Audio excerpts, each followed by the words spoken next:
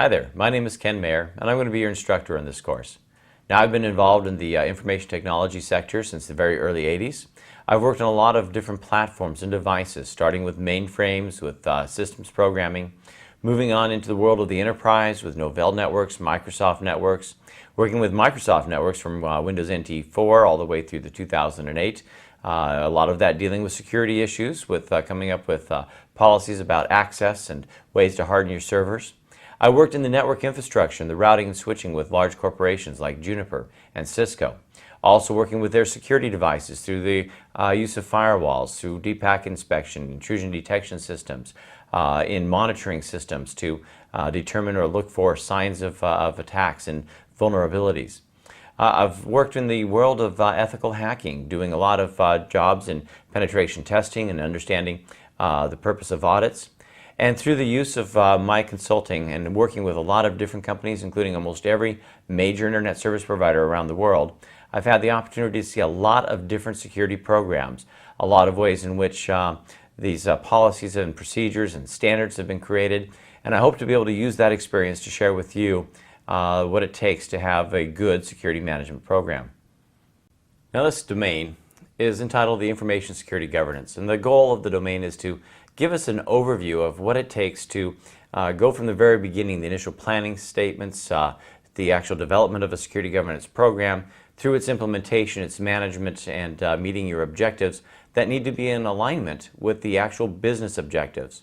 You'll see as a recurring theme through much of this course that the goal of security governance still has to be able to keep the business doing what makes it profitable. So business objectives are also going to be a key factor.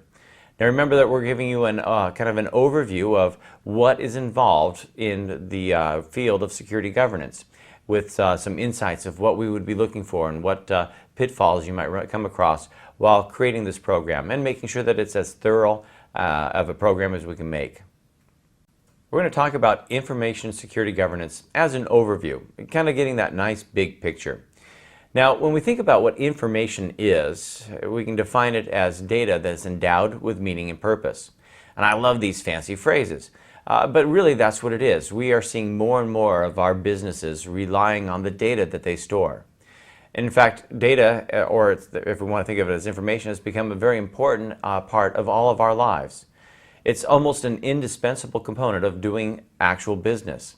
You know, in the transferring of funds, in the transferring of products, of flying an airplane. If today we no longer seem to have that third person that was designed with a charting course and making sure you got to where you needed to, that's all coming through as business related.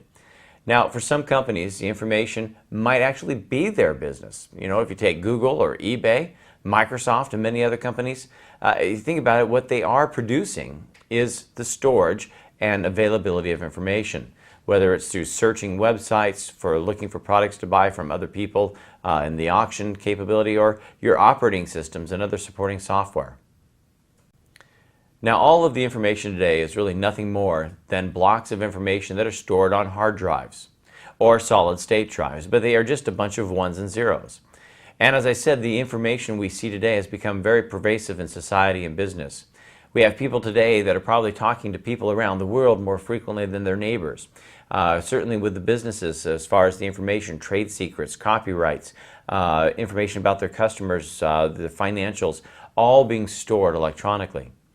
In fact, the dependence of information is higher today than it's ever been.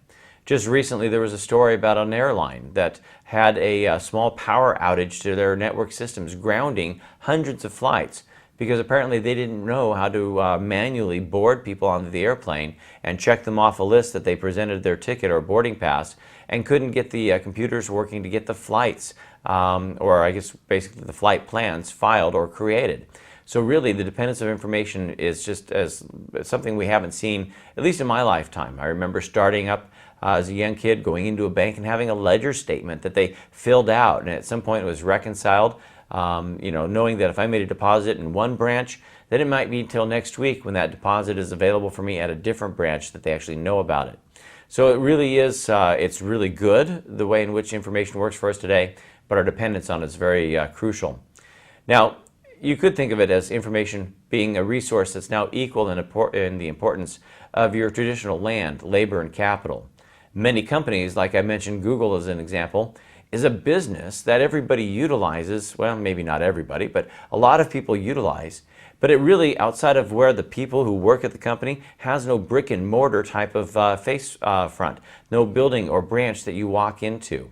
So really, that's kind of giving you an idea of how important information is in all of our lives, in all of our enterprises.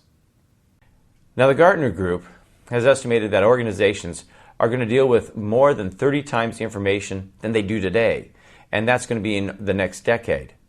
Now, if you consider the glaring vulnerabilities and the perpetual crisis mode activities, this might not be as reassuring as it sounds when you already think about how dependent we are on information and how vulnerable a lot of information can be and how we have to respond to any breaches of our security. You can imagine that it sounds very scary. I'm thinking of what would happen with GPS going down if somebody interrupted the communications. Granted, that just affects me because I travel a lot. I'd have to go back to the old days of finding a map and figuring out where I was. And that's just one little itty-bitty piece of this entire process of saying, wow, that's just crazy, right? Financially, my bank loses customer records. That's going to affect me no matter where I am. So that's a part of why information security governance is very important to us. We have to be able to find a way to reduce these types of risks. Now, our goal then is to gain adequate protection for our information resources. And the issue should be raised regarding the critical governance functions that help us oversee this as a program to help us get to those objectives, which is our security program.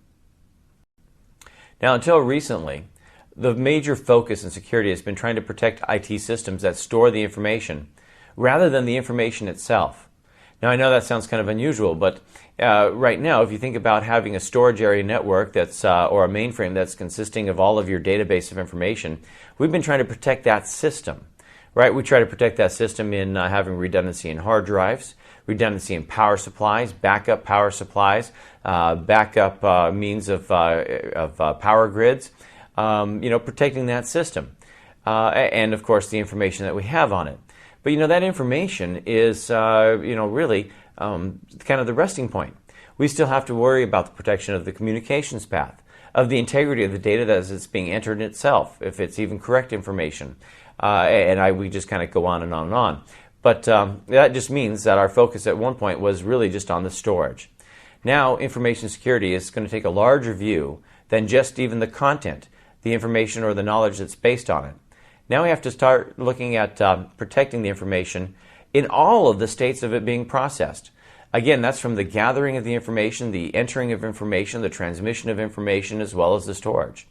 Now, there are enormous benefits of information, and also with that, we see new risks, as well as sometimes a confusing patchwork of existing laws and regulation that we have to deal with in trying to work with our information. Now, the information security governance is really going to start off as a responsibility of the board of directors and executive management. In the long run, they are the ones who are liable for the information or the loss of the information, and we consider them to be the owners of the information. In order for you to have an effective security governance, you have to have their support. We call that the process of having support from the top down. It needs to be an integral and transparent part of your enterprise governance. Now, your information, as we said, has a lot of meanings. Another way of describing it is data endowed with meaning and purpose. We've said that. Now, others have stated that knowledge has become sometimes the sole factor for productivity, sidelining both capital and labor.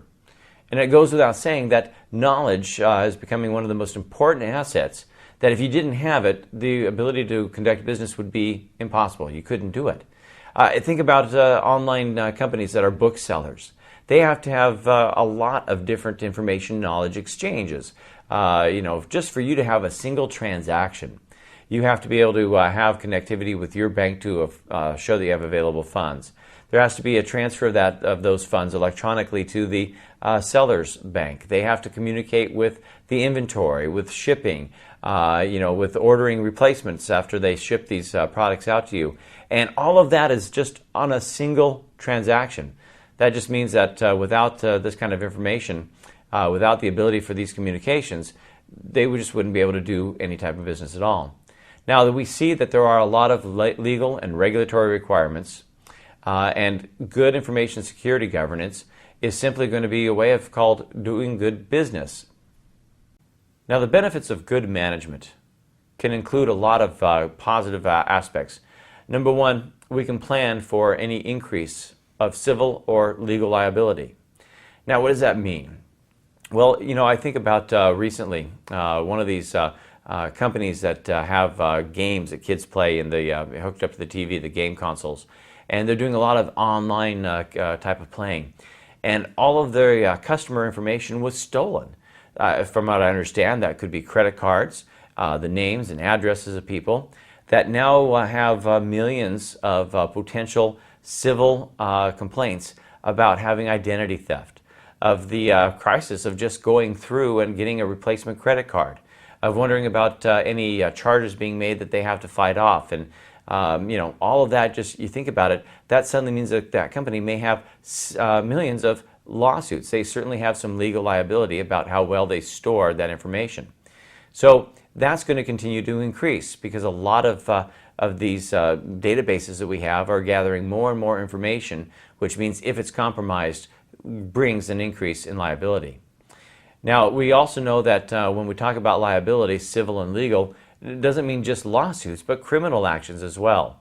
We saw a large, I guess, I will say Enron, since they're out of business. Some of those people went through legal liability. Legal liability, by the way, at the top, starting with the CEO and all of the rest of the executive management, for the way in which they were basically cooking the books about their financials.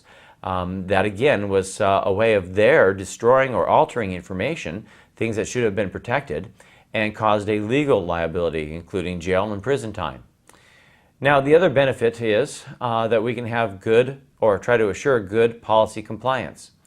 That means if we have policies, and those policies are in place for the purpose of knowing what our goals are for security, but we don't have good management to make sure that we, number one, communicate, train, make people aware, and of course add that top-down effect, then how do we really get good policy compliance?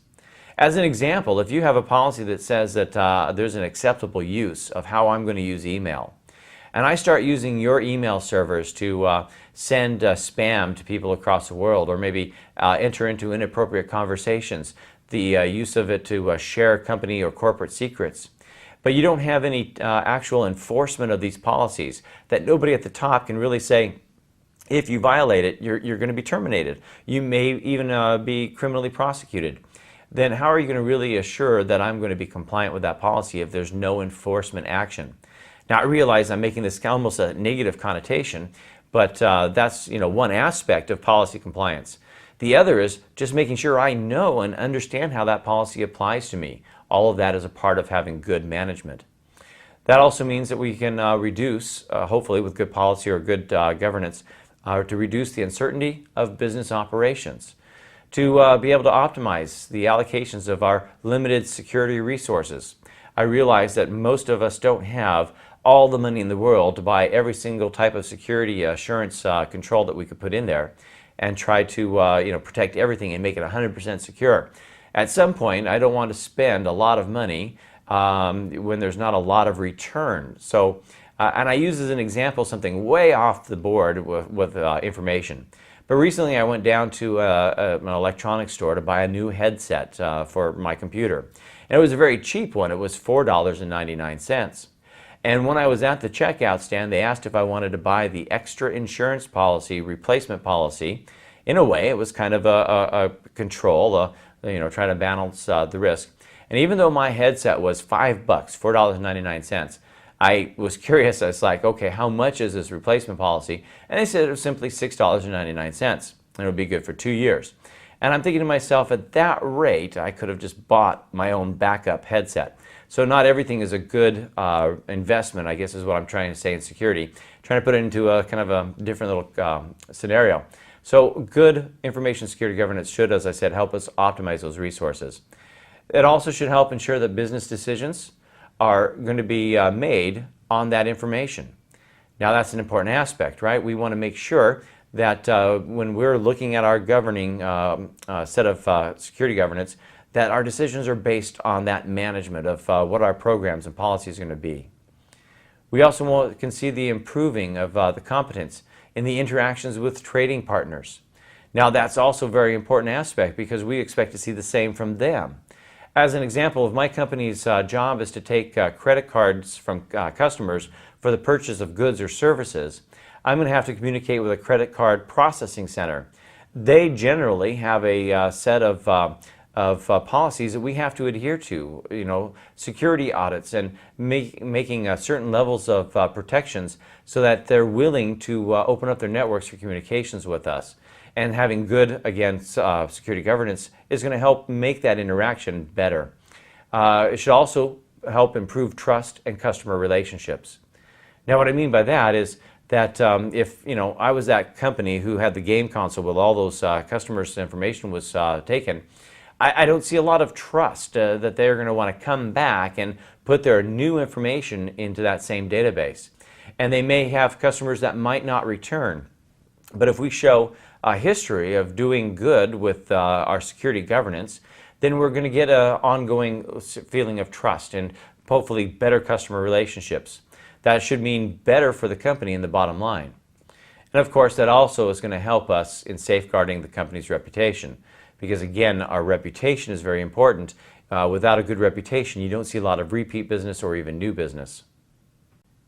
Now, when we talk about the outcomes of our security governance, really, information security governance is designed to include the elements that are required to be able to improve the assurance and the direction of the security posture of the organization. With those elements in place, management should be confident that there's at least adequate and effective information security to protect those assets. Again, for all the reasons we want good governance, we don't want to worry about losing information, about losing our reputation, about civil or legal liabilities and the rest of it. Now, the objectives of information security really is to develop and implement and manage the security program to be able to cover some of the following basic outcomes of security governance. Some of those are things like strategic alignment, which is just the alignment of your information security to the business strategy. Now, again, if my company is about making widgets, that's what my security policy has to do, is help in supporting the company to being better at making widgets, because that's what keeps the company in business.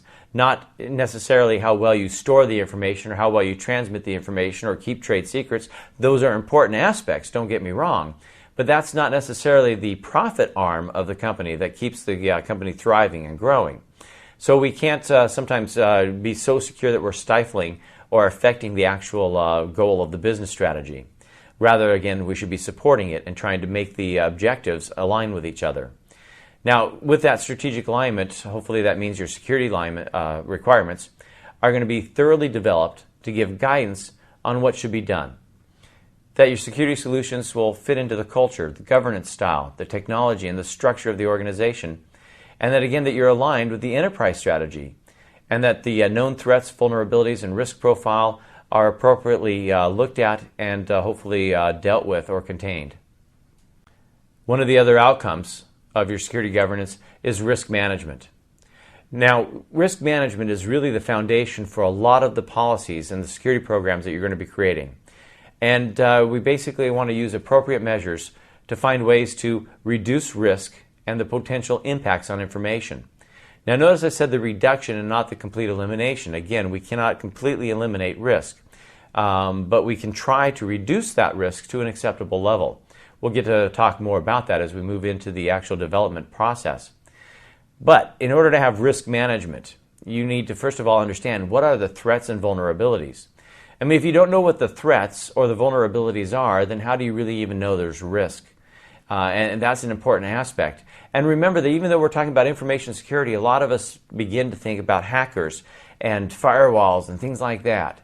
But other threats to our information, to our security, can come from natural disasters, from the failure of equipment, to theft and maybe even accidental actions upon the parts of our employees. That just means we need to really understand what those threats and vulnerabilities are so that we can appropriately manage that risk. We also need to know what the risk exposure and consequences would be of compromise. In other words, if there was a fire in that building, what is that exposure? What are the powers that be that look historically at the structures, the types of fires? What would they tell you would be the amount of damage? Would the entire building be a loss? Through, would there be maybe just some parts of the buildings that are uninhabitable? We need to understand what that exposure is. And of course, what does that mean to us? What's the consequence of that compromise? Now, we need to have an awareness of risk and have really a series of priorities, because every aspect of information can be at risk, but some information obviously is more important than others. And some loss of information could be the type of loss that is going to affect the dependencies of many other processes and could have a really large cascading effect. So we really want to look at the prioritizations and how they interact. That goal of risk management, of course, as I said, is to reduce risk to an acceptable level.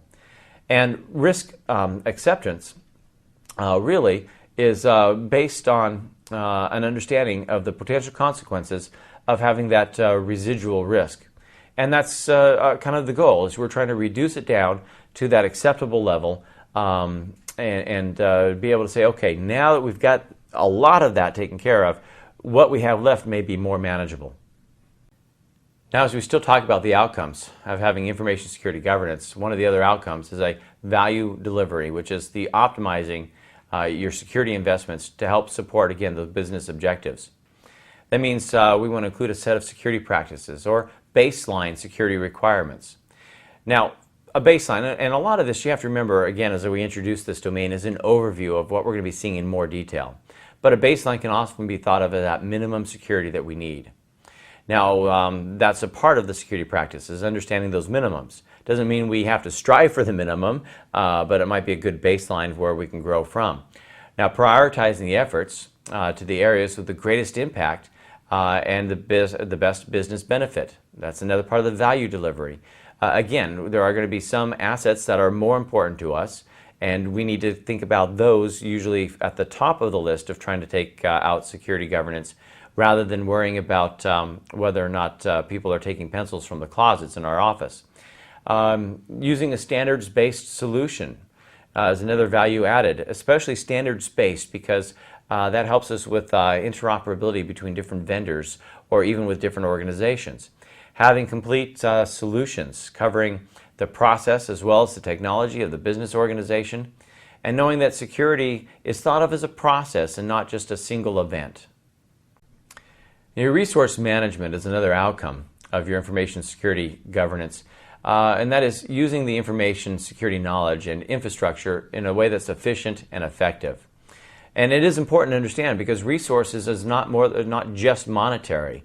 It's also on personnel, of the environment, of the culture of the company. And it's important that we understand what our resources are, manage them well to get the most out of them. We want to make sure that that the knowledge is captured and available. Now, that's one of the biggest things of our resource management, is that the knowledge is the data. We want to make sure that we have it, and that it is not so unavailable or locked up under security that it's not useful. We can use the resources to help us maybe document security processes and practices to understand how those resources are being used, to be able to create a security architecture, to define and utilize the infrastructure resources to the best of their ability. Another outcome is the performance measurement. Now, performance measurement is an important part of this, monitoring, reporting on information security processes. Number one, to make sure that your objectives are being achieved. Now, having a set of metrics should also be aligned with the objectives. In other words, they need to be meaningful metrics or parts of the security process that we're monitoring. We want to be able to find shortcomings, to get feedback so we can see process improvement. And of course, we may have to consider having external audits to help confirm what we would call our security assertions. In other words, if we think that we have a firewall that's doing what it's supposed to be doing, having an external audit can actually let us know if the logic of our security policies are working. Does that firewall actually block the traffic we asserted that it would? Does it stop the type of attacks or mitigate them the way we assert that they would? A lot of that comes through independent testing. One of the last outcomes that we look for in information security is the integration. Now, integration means that we are going to integrate all relevance assurance factors to make sure that the processes are basically operating as they are intended. Now, what does that mean, integration? Well, that means that we need to look at all of the organizational assurance functions. When you think about a business as a whole, it's not just information technology. I mean, sure, that's our kind of our focus with information security. But we are supporting other business units, and they may have their own set of policies with regards to information, how they retrieve it, how they enter it, how they interact with IT. And so that's another part of the integration, is to make sure that it's pretty much working with all of the organizational assurance functions of the different business units. That means we want to coordinate the assurance functions for complete security. I don't necessarily need to have, you do your security, I do my security, because, without that integration, there could be gaps or lapses in between those boundaries of what you're doing and what I'm doing, rather than what can we do together to come up with a better solution. That means we should have some overlapping roles and responsibilities. And we want to look at it as a systems approach to security planning, the development, and the management, rather than, again, just doing a kind of an isolationist point of view. In this lesson, we're going to talk about effective information security governance. Now, really, information security governance is something that is the responsibility of the board of directors and your executive management. Again, keeping in alignment with that concept of top-down enforcement. It needs to be integral and transparent as a part of the enterprise governance. Now, good security governance is required, number one, for your legal and regulatory requirements, which are becoming mandatory, and also we use it to help show that we're exercising due care. Now, as we get into this, we're going to start off by talking about the business goals and objectives. Now, remember, the corporation, the organization, the company, words we all seem to kind of use interchangeably as we talk about this, are going to be set up with a business plan, business goals. That means the board of directors, the executive management, they should have a goal of being able to provide a strategic direction in making sure that their objectives are achieved. That's business goals. Now, what does that have to do with security management? Well, security management should be a part of the business goals. Our hope is, with the alignment, to help support the needs of the company. That means that, when we look at the strategic direction of a business, it's defined as its business goals and objectives. Then, with information security governance, that would make us kind of a subset of the corporate governance. That means that we should be able to provide a strategic direction for security activities and a way to verify that those objectives are going to be achieved while still making sure we are integrated with the business goals and objectives. Some people might say it's an important aspect to, number one, have these types of strategies, to have these goals and objectives, a plan on how to get to those objectives rather than just walking down the road of progress hoping that you're taking the right path. Some people say that it's up to the board and the executive management to do more than to say why does their company exist, but what they're going to do to help stay in existence. And that's kind of what we're looking at here. Now, the framework of your governance, as we look at business goals and objectives, the framework of the governance usually consists of, number one, having a comprehensive security strategy. But remember, it has to be linked with the business objectives. Now, I might say, one way to make sure my database is never hacked into is I will not allow any external contact, any connection from the outside. No web-based applications are going to pull that data down and display it to people. And of course, if I'm an e-commerce company who needs to be able to interact with customers and to provide information, I'm thinking that comprehensive strategy of security is not somehow going to work very well with my business objectives. In fact, they're complete opposites of each other. So we need to make sure that we are linking those together. Now, you're governing security policies that address each aspect of the strategy, controls and regulations. That's an important part of what we're looking at. You need to have a set of standards for each policy. Now, when we think about having governing security policies, a policy is really, and we'll get to more detail as we get into some of the other parts of this, but a policy really is just a couple of lines that give us kind of an overview, kind of like a little blueprint of what we're going for. And of course, we have these little policies for each aspect for the strategy controls, and then we'll create a set of standards to get to that policy. Another part of the framework for governance is to have a good security organizational structure, one with few or no conflicts of interest, and also having sufficient authority and resources. Now, again, that's where we can see the use of the board of directors and the executive management. Number one, to help give the resources needed and to help add to the authority. And we also need to have in our framework a standard set of metrics and monitoring processes so we can check on the compliance to find a way to get feedback on how effective our solutions are. And of course, we can also utilize this information to help be effective in management decisions. Now, when we look at the roles and responsibilities for senior management, we'll start at the board of directors. Now, information security governance needs strategic direction as well as commitment, resources, and even the assignment of responsibilities. And the board of directors is the greatest place to start. They need to be aware of the information assets and how critical they are to business operations. And that can be done through periodic reviews. Now, often they might not want the detailed reports, but of course, just to have kind of, again, the review or the overview of the process. Now, the policies that we create need to be, number one, adopted by the board of directors. They need to agree on those, make sure that, of course, that it's working with their overall business goals and objectives, because the enforcement of these, as we keep saying and will continue to say, have to be from the top down. Now, your executive management, the policies that were set forth by your senior management or board of directors need to have leadership. They have to need ongoing support needs from the executive management if they're going to be successful. A steering committee is going to be a group of people that we can use to ensure that, especially to the stakeholders, that all of the security considerations are being reviewed. Their goal should be to help kind of achieve consensus on the priorities and the trade-offs. Think of just the name steering committee means that it's kind of a committee to help us find a way to achieve our objectives. Now, an organization should have a CISO, the Chief Information Security Officer. Even if you don't have somebody by that formal title, it's still a position that should exist that also has the responsibility, the authority, and the required resources to be able to manage information security. GRC, which stands for Governance, Risk Management, and Compliance, is an example of a growing recognition of the convergence of your assurance process integration.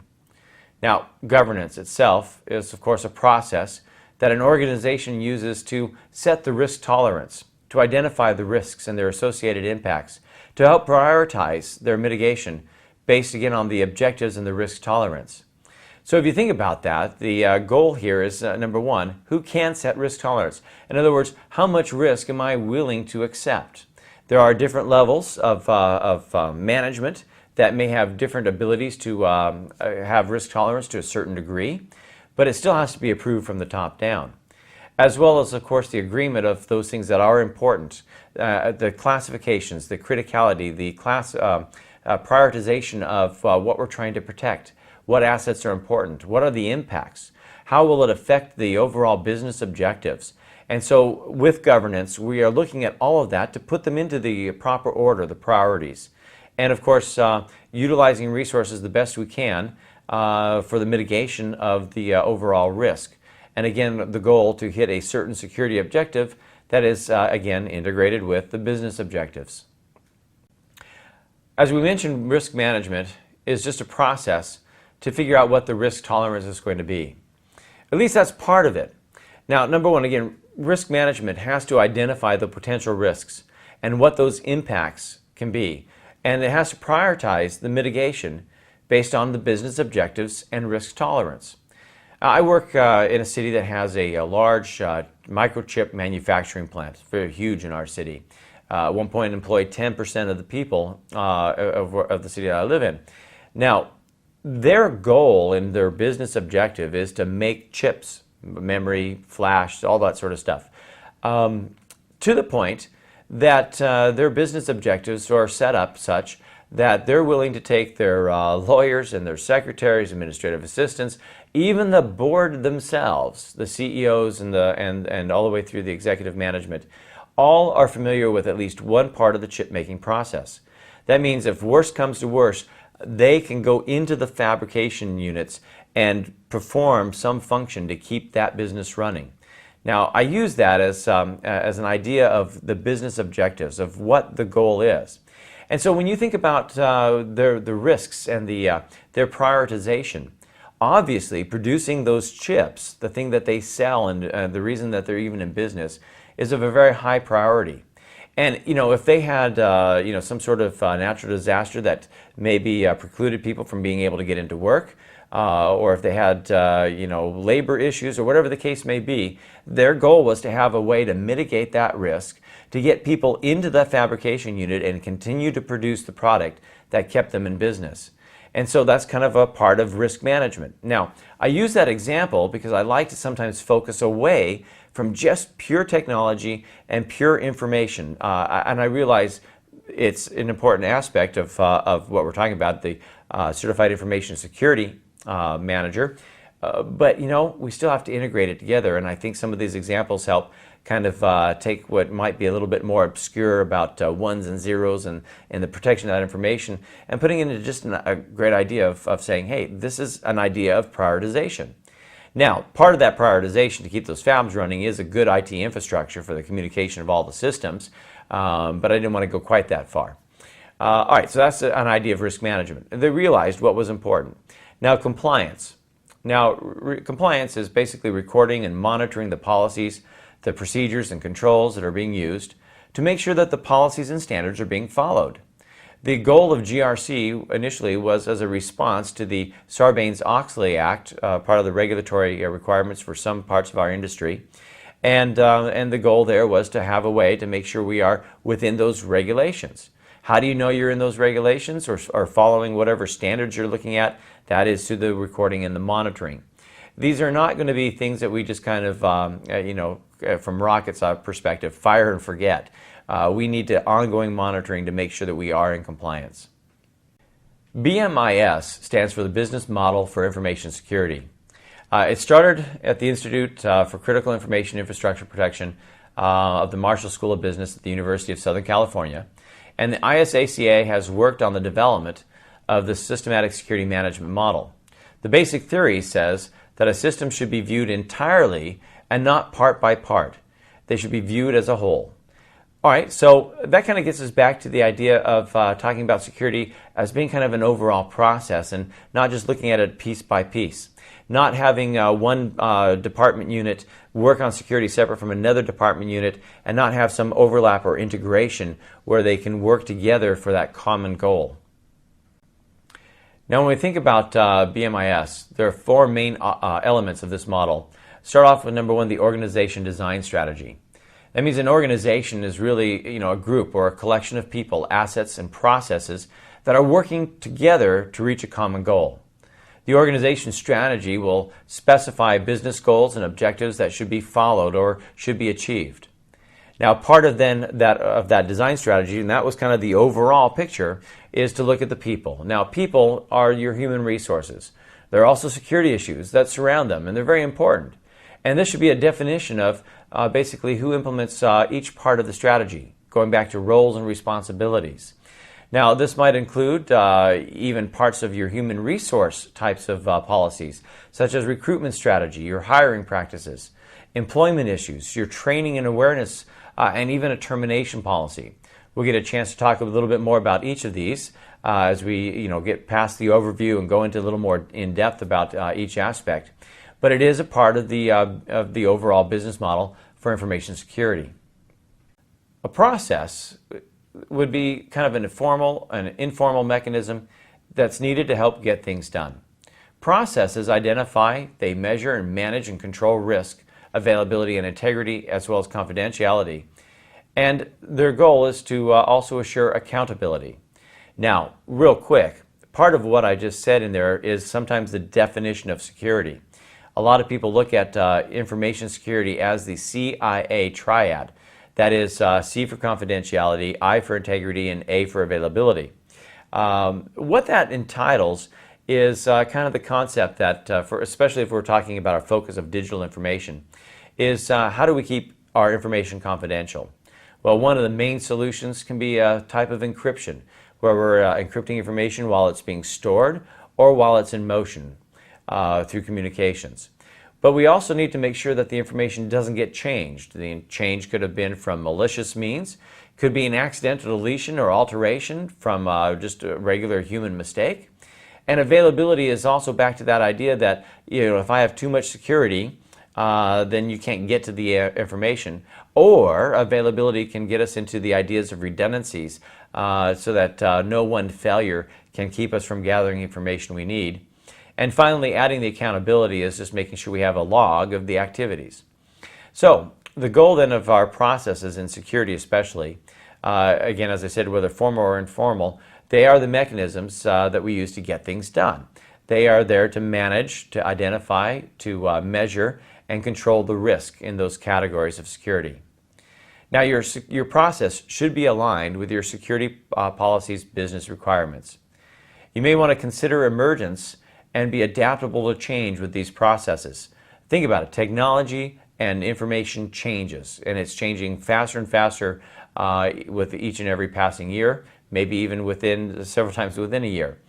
Now, your process should be well documented and well communicated to the people. It needs to be easy to understand, and if you think of that, well documented, well communicated, easy to understand, and usable, it might be able to use that term transparent to them. It's also something that needs to be periodically reviewed. Again, the change of the way in which we do business. Number one, if you think about a business that's been around for any number of years, what they originally started doing might have nothing to do with what they are doing now. I use one electronics firm I can think of that started off with making medical equipment, and suddenly got into the servers and the PCs, and they sold off the medical equipment. It's almost as though the original products they were making are no longer there. But the company is still going. Okay, what does that mean? That means that whatever processes they may have been using originally probably need to be reviewed. Number one, because of the evolution of their business, but also of the technology of communications and how well people can connect. That's constantly changing. So that means that we can't just leave a process as stale saying, oh, it was good 10 years ago, I'm sure it's still fine today. Another part of the BMIS is technology. Now, technology basically composes all the tools, applications, the infrastructure to make your processes more efficient.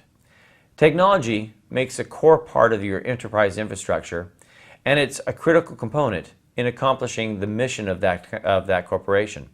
I mean, again, if you think about it, about how important information is in today's businesses, we need an infrastructure by which we can store and communicate with our data.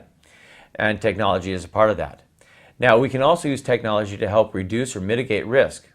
But don't ever think of technology as the complete solution. As an example, again, I might choose to do, as a part of mitigation of risk, use a software solution to scan for vulnerabilities. But that's great, that's an automation process, but it's not the complete solution. I still would want people to audit or to do a penetration test so that they can use the human factors that we might not necessarily have in the software factors to see if security is really as good as we think it is. So, and at the same time, the best of technology is only as good as, you might say, as a person's weakest password. Or the person giving away their password over the phone through social engineering. I mean, you can have the best system in the world, but if I have a user who tells people how to log in, what good is that technology? Maybe at that point we can get to be detective. So the other part we have to remember is, with all of the technological advances, people are still the weakest link often in our security. The term dynamic interconnections is a way of linking the elements together, and it sometimes can exert a multi-directional force that can push and pull as things change. That's kind of the idea of being dynamic. Now, the motion that occurs in our dynamic interconnections can force our models either out of balance or help bring it back into balance to a stable point. We're going to look at 6 dynamic interconnections. Those are governance, culture, the enablement and support, emergence, human factors, and architecture. Now, as a part on the governance, that's basically where we're going to set the limits within which the enterprise is going to operate. It's implemented in the process that monitors performance, to describe activities, to achieve compliance, while also maintaining adaptability to your current conditions. The culture part of dynamic interconnections is your pattern of behaviors, your beliefs, assumptions, and attitudes about how things are done. Now, culture kind of evolves like a shared history, as a group that goes through a common set of experiences. I remember early off in my college days, I had a job that I was working in nights. A part of it involved technology for what it was back in the very early 80s, compared to today, very archaic. And the culture had pretty much come up with the way they do things. And I was very young, I was energetic, and I was always experimenting with other ways, hopefully staying within my policies, but I was trying to find ways to be more, to be able to do better, to get more information. Okay, just as a quick background, it was involved in a support of a law enforcement function. And I was finding other ways to try to link these disparate types of information. We had a local city, a local county, we had the federal government information, the state, and none of those systems really talked with each other. And my goal was to find those links, to find ways to gather more information, because I thought it was cool to help the investigations and give them information and help. And I did, by the way. I got a lot of accolades later for the work that I did. But I had a lot of people angry at me who I was working with because they were saying, that's not how we do things. That's not how we've done it. And you're doing so much that it's soon going to be expected of us to do the same thing. And I was thinking, great, we should. But you see, I was attacking culture. The culture was the evolved shared history. I was 19 years old working with folks that were in the average age of their 40s. They had gone through a common set of experiences. They had evolved when there weren't computer systems. And so that's another thing that is kind of a dynamic interconnection. I know, like I said, that I got a lot of accolades after the initial friction, and we saw changes happen. That's the dynamic interconnections. Now, these behaviors sometimes become unwritten rules, and that means that it could become the normal way of doing business, which, if it's unwritten rules, means we may be enforcing some set of standards that we haven't written down, and that's kind of a very tricky situation. Especially in good governance, we shouldn't have those situations. Now, as we look at the dynamic interconnections, another part of it was the enablement and support. Now, these are dynamic interconnections of technology with the process, the idea of enablement and support. One method of compliance with technical security measures, policies, and procedures as directed makes the process usable and easy. You might even again say it was transparent. Now, that's an important aspect to help enable this entire process. If it's not transparent, if it's not easy to follow, then it may not enable people to use that technology, or it might not be enough of a support. So we need that to occur, to be able to help, again, get the technology and the process to work together. Kind of back to the idea of when I realized I had city, county, state, and federal information, trying to work with that technical aspect, I was trying to enable it to help me. I was trying to make it support my work. Emergence can be described as developing, growing, and evolving of patterns that arise out of the life of the enterprise. Now, the emergence of dynamic interaction between people and processes is a way to place or introduce solutions. Things like getting feedback loops, to find process improvement, and other issues that are that would work in the system design lifecycle.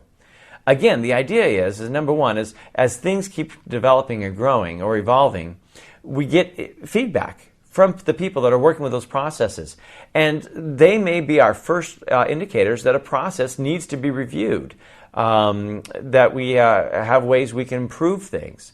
Or maybe something has changed in the system design. Again, all of this together is just again, consider as the emergence of technology as we compare it with the way we've been doing business. Some other parts of the dynamic interconnections would be things like human factors. Now we could consider that the gap between technology and people, which is a critical part for the information security program. That is, of course, maybe where training, awareness, might be able to help us, because if people don't understand how the technology works, then they're probably not going to follow the policies, and that could then evolve or become a potential security problem. Architecture is kind of the comprehensive informal encapsulation of looking at everything as a whole, the people, the processes, policies, and technology, everything that's going to comprise your organization's security practice. And again, that's going to see a lot of dynamic interconnections between those different components of your architecture as you're trying to achieve your overall security program. In this lesson, we're going to talk about the information security concepts and technologies. Now, we're going to kind of hit these as a high-level overview because there are some basic concepts, terms, and technologies that an information security manager should understand and implement within their job. Now, it's important to understand that you should not consider that you have to be an expert on every single one of these technologies, but to understand what their importance is, the role they play, that helps us with the management process. That's where we can assign or delegate different roles to different groups of people who have expertise in different areas. But, at a high level, we need to be able to kind of help put all of these pieces together. So some of the things that we look at, some of the definitions of things that we should know are things like access control. Now, access control is sometimes a technological aspect, a mechanism that control access to information systems, to resources, and even physical access. That means that the fact that you may need to have a username and password and be authenticated and get permission to open a file, well, that would be an access control. The fact that you have to have a key card or a magnetic key lock to get into the front door of your building is another type of access control. So we see that it works in a lot of different aspects as far as doing just what it sounds like, controlling access to some resource. Now, we looked at the architecture as the structure and relationship of different elements. A little bit ago, we looked at the architecture as kind of this overview of the entire organization, the people and the policies and the standards, the technology, and everything else that comes together for our goal of getting to that common goal. Attacks. Well, now attacks are the types of security breaches that we could see. And it is important to remember that in our security management that we don't just focus on technology. I mean, again, when we think attacks, a lot of times people are thinking just strictly on attackers, on folks coming in as hackers. But it can also be people breaking through the physical boundaries of our building, stealing technology, laptops being stolen out of back seats, lots of different types of security breaches we could see. The auditability is the ability of listing the transactions that have occurred in a system. I like the term log. That's easier to think of logging. Now, the importance of logging is a number of things. Now, for a lot of people, we use logging as a post-mortem review of why something died. Were there any error messages that told us why a system failed? But we can also look at logging in a proactive aspect of being able to look for signs of attacks, to see changes of strategy that people might have at trying to break into systems, or to look for things that are anomalous, activities that are just outside the norm. But because of logging, we can see those and do some investigation, again, being a little proactive. Now, authentication is a process that is really the verification of an identity. Again, I can just use username and password as an idea. Your username and password really are your identity when you're logging into a system.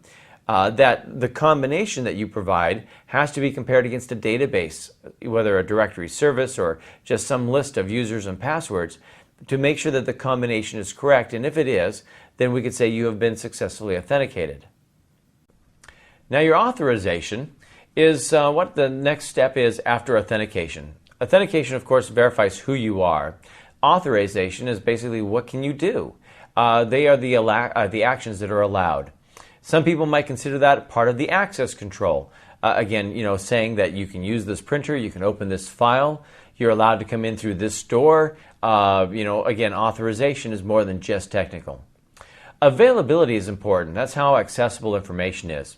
And we might approach availability from having clusters of servers, so if one fails, the other takes over. Of having spare parts readily available. Of having data centers built in two distinct locations to take advantage of different power grids so that in the case of power loss, things are still available.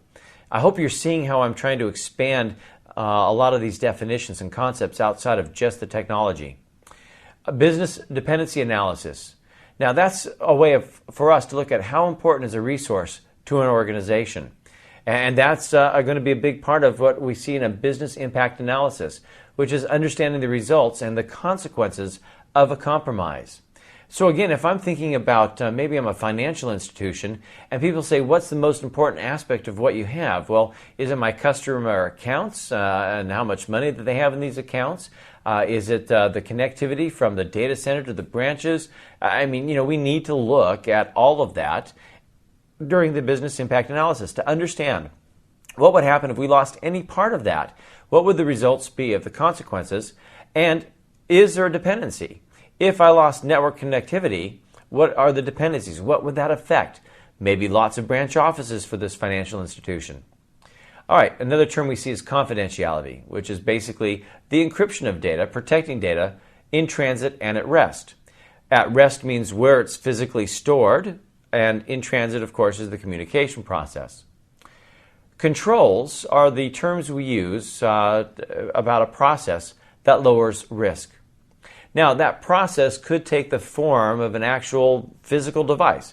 A firewall can be considered as a control. It is something that is trying to lower or reduce risk. A countermeasure would be your action or a process to help mitigate a vulnerability. Again, maybe a firewall might be a little more attuned to that type of a solution, a countermeasure. The criticality is a part of a classification system. It's where we look at every resource, every asset, and we determine its classification. How important is it to that function of what we do as a business? Remember, our goal is to promote the business objectives. And the criticality is what we would say of how important a certain resource is for a business to succeed. More concepts that we see are things like data classification. Well, that kind of goes back to the criticality. That's where we can place a sensitivity label on the information. In human resources, employees' sensitive information is considered, private. It's, of a high sensitivity level. If it's, how we did in our profit loss status, things that we publish publicly, has a different type of classification. So that's a process that we also have to look at. Exposures are what we call the areas that may be subject to a threat. In fact, we often use exposure factor in a lot of the quantitative risk analysis. As an example, if I'm studying the risks of what would happen if there was a fire within the building, we would say, okay, what would be our exposure? How much of the building do we think may be lost to the fire prior to it being contained and extinguished? And so that's kind of, again, the exposure factor. If somebody breaks into or hacks into my database server, what is the exposure? What data could they get?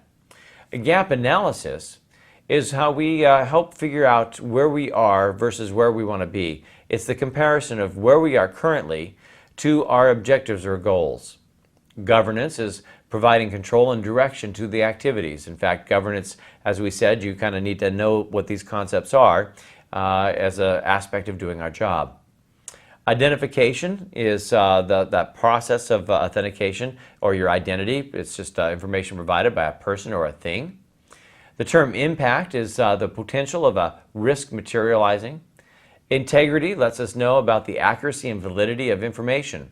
Now remember, integrity could encompass people making accidental changes, accidental deletions, inaccurate reporting to begin with, or malicious alteration or destruction of information. Either way, integrity is about trying to assure that if something's changed, that we can tell that it's been changed and have hopefully the way of being able to restore it to what it's supposed to be. Now, in the process of using controls and countermeasures, we often talk about creating security as layered security, defense in depth. Now, again, the defense in depth just simply means that we try to add a lot of layers for you to get through if your goal was to attack. So I may have a screening firewall that's filtering a lot of garbage packets, and those that make it through my actual firewall, and those that make it through that firewall might go to an intrusion detection system. After it gets to the intrusion detection system, it might make it to the server, where once at the server, I may have antivirus and spyware running, or even a host-based intrusion detection, prior to the data actually getting into and being processed by the operating system. Now, you might not have all of those layers, but the goal of the idea is that with so many layers of security, between screening, dropping packets, inspecting packets, and getting to that endpoint, we hope that by the time the data or information arrives, that it's very clean and that we don't have to worry about it as much. Again, we also look at it as a way of trying to deter people from breaking in. So again, layered security is another thing that we look at. Now, management, of course, is just the oversight of activities to make sure that objectives are being met. The term non-repudiation, and by the way, if you haven't noticed, I'm going through these alphabetically rather not by group category, so that's why we're seeing it back and forth. Non-repudiation is a part of authentication. It's one thing to say that maybe somebody took my username and password, it wasn't me, or somebody impersonating me. Well, non-repudiation is being unable to deny involvement. We see that a lot in the public key infrastructure, where we have a trusted third party that can witness the exchange of information, at least as far as authenticating information. Policies. We're going to have a lot of discussions on policies. They're the high-level blueprint of management's intent and direction. Residual risk is what we hope is left over after we've applied countermeasures to reduce risk. And again, risk then is the chance that a vulnerability can be exploited. Well, now that's part of as we get into a lot of this, that's going to be a part of the risk management that we're going to try to figure out. Number one, we'll have a risk assessment. What is the potentials of risk? How can we reduce those risks, and the management in the ongoing practice of doing just that? Security metrics. That's going to be a quantitative and periodic assessment of your security performance. Your sensitivity, again, is the level of impact from unauthorized disclosure. Standards. Those are boundaries of actions and processes as compared to a policy. In fact, you might say the policy is that high-level overview, the blueprint, and the standards are a way of saying, you know what, these are the actions you must take. And also, by the way, the boundaries, because I don't want you to just kind of make things up ad hoc, that we've gone through a list of saying these are the appropriate actions. Your strategy that we'll talk about is the path to achieve an objective. And by the way, we're going to be using a lot of these terms throughout the rest of our discussions, which is why it's important that as I like to say, to throw another cliche out there, that we're all on the same page. And so that's kind of the reason why we're talking about these concepts and give you these definitions. A threat is the action or event that could have a negative impact. A vulnerability is a weakness that can be exploited. Now, that doesn't necessarily mean it's a weakness in programming code. It could be a weakness in configuration. It could be a weakness in people not understanding our policies and giving into social engineering. There's a lot of things. It's just a weakness, something that a threat could basically attack and hopefully exploit. And of course, then there's the risk that could occur. The enterprise architecture is your organizing logic for your business processes. A security domain is going to be an area that's bound by different security policies. Windows has that same concept with the creation of several domains within a forest of Active Directory, that I could have different security policies for different domains, so one of the reasons for the different domains may be for those differences. The trust models are security controls and functions for different levels of security. All right, so those are a lot of the concepts and technologies, things that we need to have a good understanding. And like I said, it's not important that you are an expert in each and every single one of these fields that we talk about, but as a whole that you understand what they are, what they mean, what those concepts are, and how they interact with each other. Now, as a security manager, you need to have a knowledge of a variety of different security technologies. And so I'm going to quickly list some of those and just give you the quick overview of what those technologies do. Now, we hear a lot about firewalls. Now, first of all, I'll be the first to tell you that a firewall is easy to get through because it allows traffic. And I know that seems to be fundamentally opposite with what people think about a firewall, but to tell you the truth, I would never go without one because it has to allow traffic. If it doesn't, it's a brick wall. There's no availability. There's no communications. The big thing about a firewall, though, is it only allows some communication. The rest of it is designed to block out the 95 or 99% of stuff that we don't need inside of our network. That's its function. It does a great job. Of course, that also goes back to that concept of layered security, because after traffic gets through the firewall, we then may do further inspections through processes of intrusion detection or intrusion prevention or antivirus software. These are programs or actual devices, network devices, that can further, what I like to use the term scrub, the traffic as it comes through. Scrubbing means cleaning it up. Intrusion detection and prevention, not so important you understand the subtle differences between them, but their goal is to look for signs of malware in the information that's being sent. It can be a network device or a software program loaded on a machine or both. Antivirus software, you're probably all very familiar with that, with what that does for us. Helping secure communications through encryption. We see the terms like public key infrastructure, very important in certificate authentication and in the use of encryption. In fact, we use PKI for us to set up secure socket layer communications or virtual private networks using IP security to encrypt the information. But again, encryption, and I have just described encryption as a communication process, is very important because we said data needs to be protected both in motion and at rest. Well, we can also utilize the same public key infrastructure and other encryption technologies to encrypt data while it's at rest, stored on hard drives. Another important aspect is the single sign-on, SSO. Now, the big goal around single sign-on is to make life easier for users while still maintaining a level of high security authentication. The goal is that in your enterprise you may have several servers and programs that require different usernames and passwords for the same person that's accessing these. And what happens is that over time there are so many usernames and passwords that a person has to write them down or store them somewhere so they can figure out or remember what their names and passwords were.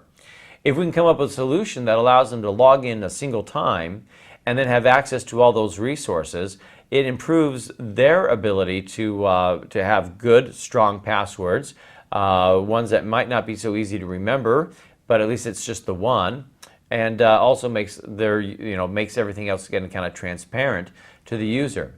Now, that single sign-on kind of goes with the idea of authentication. Authentication, remember, is how we can verify your identity. Now, one of the things we might do is through the use of biometrics. In fact, authentication actually has three separate factors. It's more than just something you know, which is your username and password, but it's also going to be something you have, which might be a smart card in your possession or a remote access token that has data that you would enter in and making the communications, or it could be the biometrics as something you are. Fingerprints, iris, voice recognition, those types of things. And using them together or in combination instead of just one or the other will improve authentication. And again, if that's the only time I have to authenticate single sign-on, it makes life even easier for the user. Now, I already mentioned the VPNs, the virtual private networks. We should have conceptually the idea of what those are. And we're looking at them from the enterprise perspective, in which we're expecting that communications are happening across a public network like the internet, helping support telecommuters or people who are traveling on the road that need to connect into the corporation. Forensics is basically the science of gathering digital information or digital evidence. We can use forensics to help us detect the signs or track down the criminal element of hackers that have broken in. We can use forensics to trace communications paths to figure out where something originated from. We can use forensics to reverse engineer different types of malware to see what that malware was doing, so that once we understand how it was working, we can see how it affected us and if there is any evidence of that attack being elsewhere in our network. And of course, forensics also is the science of gathering information in a way that's acceptable in court. Now, to help facilitate single sign-on, you may consider things like identity and access management. That's where we have programs that can securely store multiple set of usernames and passwords that represent a single person. Remember, again, a person may have trouble remembering all those, so if they can sign on once, and then this identity and access management can go out and represent them to all of the other servers that they need to log into. Again, it's keeping them from writing down passwords. And there's a variety of other types of technology that I'm not even mentioning here. And again, it doesn't mean you need to be an expert in each and every one of these fields, but you need to have an understanding of what this technology does for us. Technologies I've not listed doesn't mean they're not important. It just means there's so many of them that I hit the highlights of the idea, the concept of understanding what it does. And we can delegate the responsibility to the experts. So if I'm using Juniper firewalls or Palo Alto firewalls, I don't need to know how to program it. I need to know conceptually what it does, where its placement is, what my expectations are, how it works as a countermeasure, And of course, I have people who would be able to work with that particular product. In this lesson, we're going to take a look at the Information Security Manager and talk about what that position or the function of that position should be. Now, most organizations have acknowledged that there is a position of Information Security Manager. Whether or not it has that title, certainly the responsibilities of that position are assigned to one or more groups of individuals. Now, your organizations are designed to create a central information security department, and with that, then I would have the Information Security Manager that would be in charge of running that department. Now, part of our responsibilities is a reporting structure for the information security, and the way in which it's reported varies widely from company to company. A lot of recent surveys have shown that reporting is often done just to the Chief Information Officer, which might be adequately functional, but can still be seen as suboptimal as far as a reporting method. Now, here's the reason why. As the Chief Information Officer, that you are working with the IT department, and together you're under pressure to help increase the performance, to cut costs, and sometimes that means security could be the victim of those priorities. Well, when you think about it, security and IT operations are at odds with each other. They are different functions. And when you think of it, security is a regulatory function. IT is an operational department. The CIO often looks at issues of security as being restrictions on the IT operation. Therefore, you could almost claim a conflict of interest about the CIO taking the information reported to them about security and moving it up further to the CEO. Where at a position of the CEO or board of directors, you're overseeing the entirety of the company. And so that means that we should see more reporting, that issues dealing with security should be reported to the CEO. Not because we want to overstep the management's office of the CIO, but because, again, think of it as separate functions from IT and security. And security, of course, we've already known has an interaction that, number one, is designed to be in tune with the business objectives and hits different parts of the businesses through the different business units. When we talk about senior management commitment, again, we return to the philosophy that we should be using what's called top-down. The importance of security issues need to be approved from the upper management, which may also mean that we have to sometimes educate the upper management on what are the issues of security. Now, to gain higher levels of security, senior management needs to be committed to things like a high standard of corporate governance, that they should be treating information security as a critical part of their business issues or business functions. We also use it to show third parties that our organization is dealing with security in a professional manner, helping bring in the reputation and the trust. We also want to use principles such as assuming ultimate responsibility for security as a part of what senior management looks at. Now, senior management can demonstrate commitment to security by being directly involved in the high-level information security arrangements, such as the creation of the security policy. That means they should have the high level of the oversight and control. They should help ensure that you have the sufficient resources to be able to implement the security policy. They have to have ways of measuring compliance and how well it's running. That means they would have the defining of metrics and monitoring. They also are going to have the responsibility of auditing your security effectiveness. Again, it's one thing to gather information about how it appears to be running as opposed to actually testing it. So both together are an important part of making sure we have met compliance and really thinking about it that we're getting the money out of our countermeasures. And of course, they're also involved in making sure that not only are the people that work for them following security policies and practices, but they are doing it as well, that they don't look at themselves as exceptions. Again, I think of a company that I saw where there was a person in charge of a large part of the facility, manufacturing facility for an overall large company, a position of very high importance, just practically below the C-level, the C-level being CEO, CIO, those C-levels. I didn't mean like the ocean.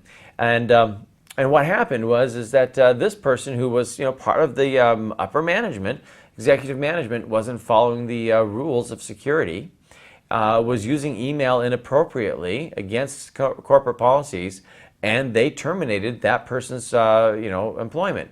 I mean, we're talking about a probably mid-six figures type of salary gone because they didn't follow it. But There was certainly a demonstration from management that the policies were important, that they certainly were enforcing those policies, and that people weren't immune to it just because of how high up they were in the corporation.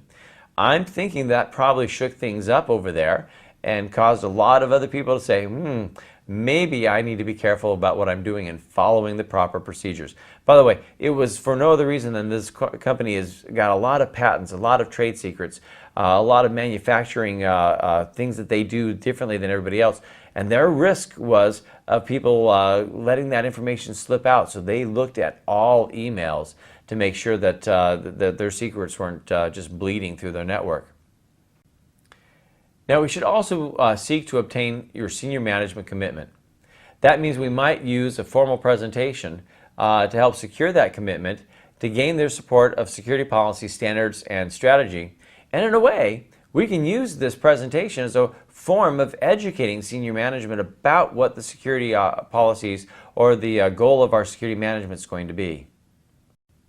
Now, one way we can look to see whether or not senior management has accepted what we've pointed out to them or presented to it can be illustrated by ensuring that the security objectives are actually going to be aligned with business objectives. That we see an understanding of the consequences for failing to achieve a security-related objective or maybe even a regulatory compliance. That hopefully we can identify budget items that quantify the cost of the security program. Also through the use of things like total cost of ownership or return on investment to help quantify the benefits of security. Now again, these are things that we can help get their acceptance from by doing these as presentation items. Also even defining a method of auditing the security program. Part of our presentation, again, to get their acceptance. And if we get their acceptance, then hopefully we get their commitment. Now obviously reporting, we've already mentioned, is an important part of the process. So we need to have an establishment of reporting and communication channels. That means there should be a regular reporting to the board of directors or to the executive management regarding information security governance.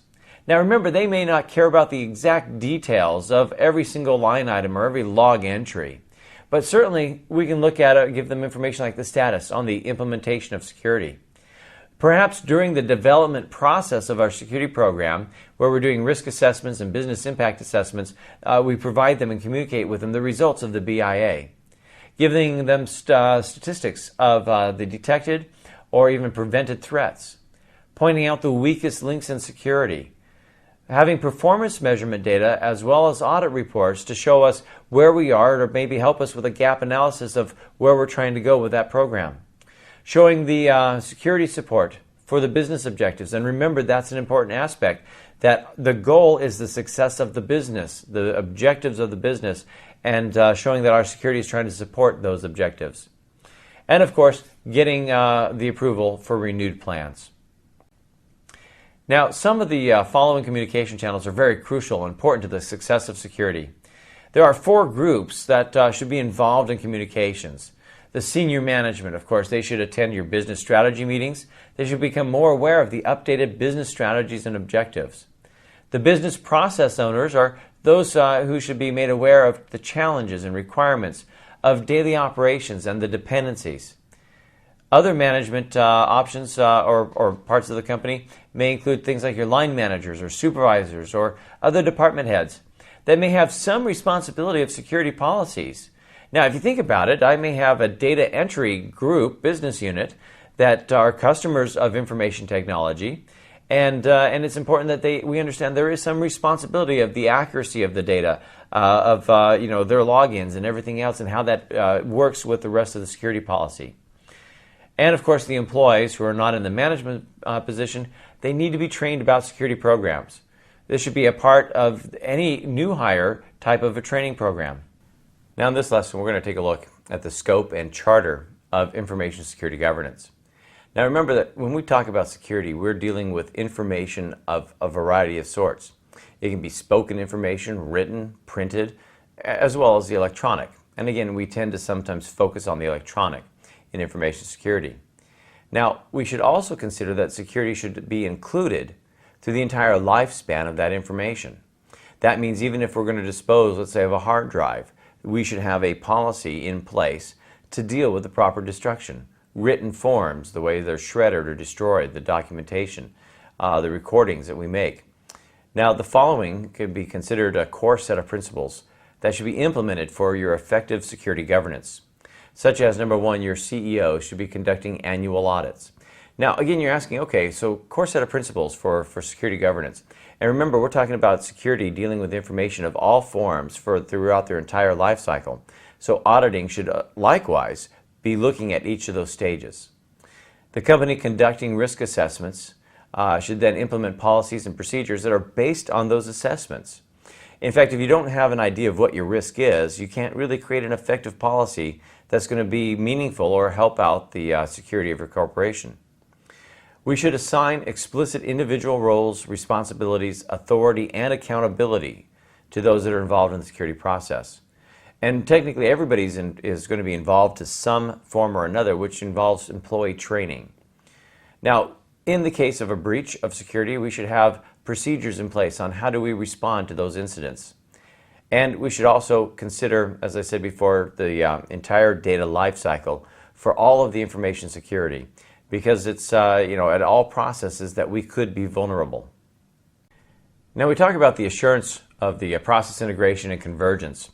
As I said before, there's going to be a lot of different business units, and how they organize the processes that they work with might be often thought of being in different silos. And if you think of a silo, right, this long cylindrical building that contains information, product, and it doesn't spill out into the other products, the other silos. You think of those as the business units.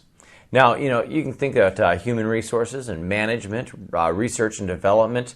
Even your promotional departments. They all have their own acronyms, their own languages, their own what they do for business.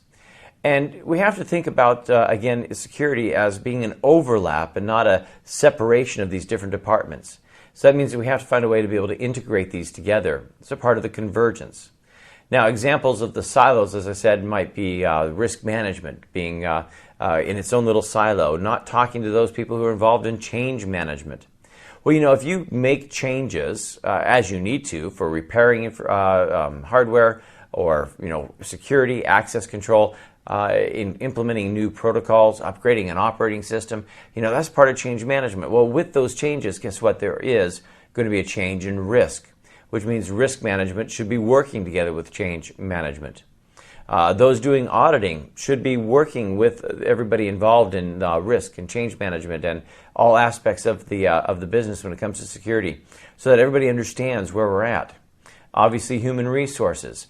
Now, human resources, I don't necessarily mean hiring people, which though is a part of the process. As we introduce new people, we may introduce new risk, but also resources as far as what people are capable of, what their expertise area is, having them as resources in helping us with security. And even the legal departments have, again, their own ideas of what they do. And so these silos, as we said before, there needs to be a way to make sure there is some overlap, some communications, the ability to converge the idea of the entire security process integration as a whole, rather as individual pieces where there may be gaps in between those pieces, and those gaps could be just huge vulnerabilities waiting to be exploited. So the process of convergence is really having different aspects of security that's divided into those different bureaucracies, rather than having them working together to provide all of the optimum results. And again, we might even think of having the case of integrating physical security as it relates to data security.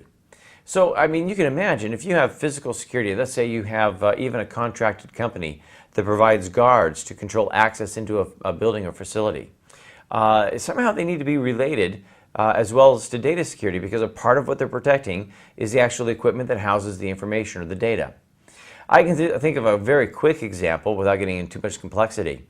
I was hired years ago to implement the installation of some Cisco routers into an electronics chain store. It was one that was nationwide. And what they were doing is they were making little internet hotspots, at least as we called it at the time. They weren't wireless, but people could go in and use this nationwide internet service as a test and then get the little DVD to go home and install it. But they needed to communicate with that network. And so when I'd be, shipped this router and told to go put it in and wire it, hook it into the network, okay, that was great. Most of them had some sort of guard that would walk with me into the building. Okay, that's fine. So what happened was their goal was, I'm in the server room, I'm at that point of sale network, I could, be doing all sorts of evil. The thing is the physical, the guard, good at what they do, probably had no idea if I was disconnecting devices, altering traffic paths, intercepting information, or maybe I was just installing a router. Because they had their little silo of what they're provided to do, and I think that silo was to make sure I didn't leave with more equipment than I walked in with, but maybe not really having an understanding of what they should be looking for data security, understanding the full convergence of those two fields.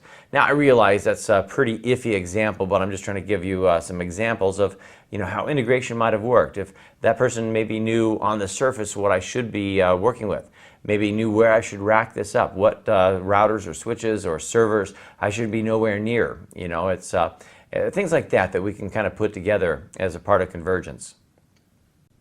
It may be that we're working with third-party relationships just to be able to do a normal course of business. And your security governance should also cover those companies that you're dealing with in a third-party relationship. It might be an internet service provider. Okay, so why would we use an internet service provider? Obviously to get internet access. We may also be using a service provider not necessarily for internet access, but for wide area network connectivity. Meaning I might have a headquarters in one city and several branch offices in different states or different countries, and I'm relying on the service provider to securely relay my data from one place to the other.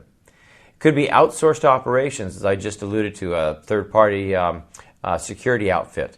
Which, by the way, is not all that unusual, because oftentimes we want security not to be under the purview of upper management as far as feeling any conflict of interest and knowing that if the security operation said, these people, you don't come in during this time or the other, that they can't get, technically outranked and threatened with being fired if they don't comply, those types of things. So it's not unusual to see these outsourced operations. It could be even just a company that's doing your storage of your backups. All right, so outsourced operations are just things that we have to look at. It's different services that are being provided for us because it might be cheaper than us providing it for ourselves. Cloud computing certainly seems to be a big example of an outsourced operation. Could be trading partners or mergers between companies. All of these could be examples of third-party relationships. Now, the potential risks and impacts of having a third-party relationship need to be clear and documented, as well as having policies and standards that involve information security working with the third party. And I made the example before that if you have a business that's going to do credit card processing, you may have to connect to a company whose job is the credit card processing. The ones that might supply the card readers or have the connectivity to the banks to authorize funds. They're probably going to require some minimum policy standards from you before they even let you connect into their network, because they realize adding you into their network is adding a new potential risk. And if I can't verify that your company meets a certain requirement of security or policies or standards, then do I want to let you into my network, even if it means more business for me? Because at some point we have policies and standards for all of our existing customers as well. So let's take a look at the information security strategy as an overview. And to start off, I'll give you a quote from the Concept of Corporate Strategy, 2nd edition. And they said, a corporate strategy is the pattern of decisions of a company that determines and reveals the objectives, the purposes, or goals, produces the principal policies and plans for achieving those goals, defines the range of business the company is to pursue, the kind of economic and human organization it is or intends to be, and the nature of the economic and non-economic contribution it intends to make to its shareholders, employees, customers, and communities. Wow, so there you go. That's kind of the idea of a corporate strategy. And of course, remember the goal was for our information strategy to be able to work with the corporate strategy to support the ends of what that organization is in business to do. Now we can take another look at another view, I should say, of the strategy. And it could be said that your strategic outcomes cannot be predetermined from past events. And that's not necessarily saying that we can't learn from history, but really as we're coming up with strategy, there's always, seems like a new idea, a new market, emerging technologies. And sometimes we can learn from some of the past events, but they wouldn't be the sole foundation for what you're expecting in your future events, the strategic outcomes. Now, your well-managed initiatives should be balanced across all activities of adapting the core business to be able to meet future challenges.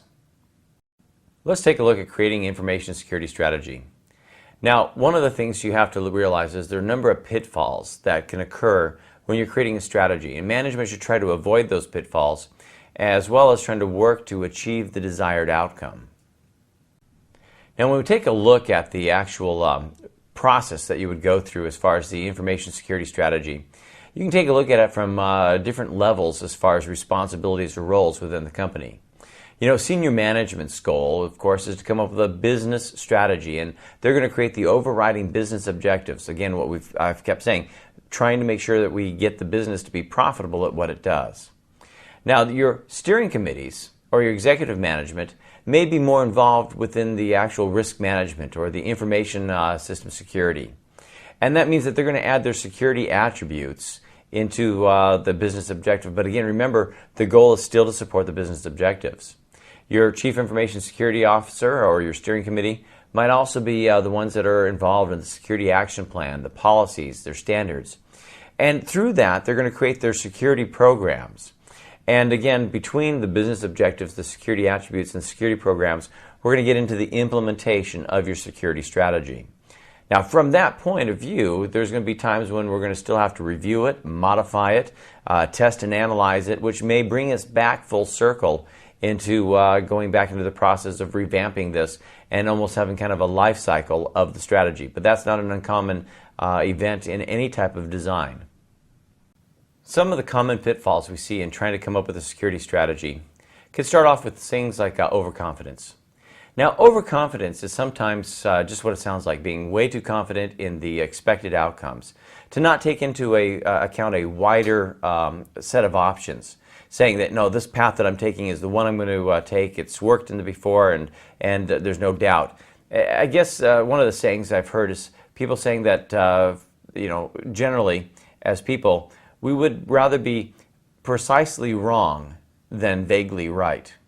So remember that there are other alternatives. There are many different considerations that you can go through in coming up with the ultimate security strategy, rather than just placing all of your emphasis on one particular track. Optimism, I know it sounds horrible to say optimism, sounds like a pitfall, because we always like to be optimistic. But that can kind of go with the overconfidence that, again, we may have estimations that seem like a good deal. We may say, oh yes, there's no doubt that this particular measure is going to work, this policy is going to do its job, and you know what, we may have underestimated or, again, kind of overpromised and underdelivered. Anchoring is another pitfall that we have to deal with, especially if we take an example of anchoring with costs of parts of this project or of a certain type of control or technology. Anchoring is this idea that once a person hears a number for the first time in the delivery of these particular options that we're going to use, let's say again purchasing something, and that first number they hear is the one that seems to kind of anchor into their minds, so that as they start hearing other numbers that might be greater, they're not as happy to hear those because they've kind of anchored with themselves the very first number they heard. If I wanted to put this into the analogy of purchasing a firewall and somebody says, yeah, here's one that's $10,000, but then we realize it's really not the one that I need, that it doesn't have all of the supporting licenses or features, and suddenly I start hearing, well, as we analyze this example strategy, we're really going to be looking at a price of $20,000 or $30,000. And and I might say, hey, no, I heard 10,000, and I'm kind of stuck on that number. Now I've got to find a solution that's $10,000. Or again, if I suddenly say, well, here's one that's 5,000 that will do the same job, it might be like sold. So although anchoring is a good marketing plan, it's not something we should use in a strategy, and we need to again have that flexibility.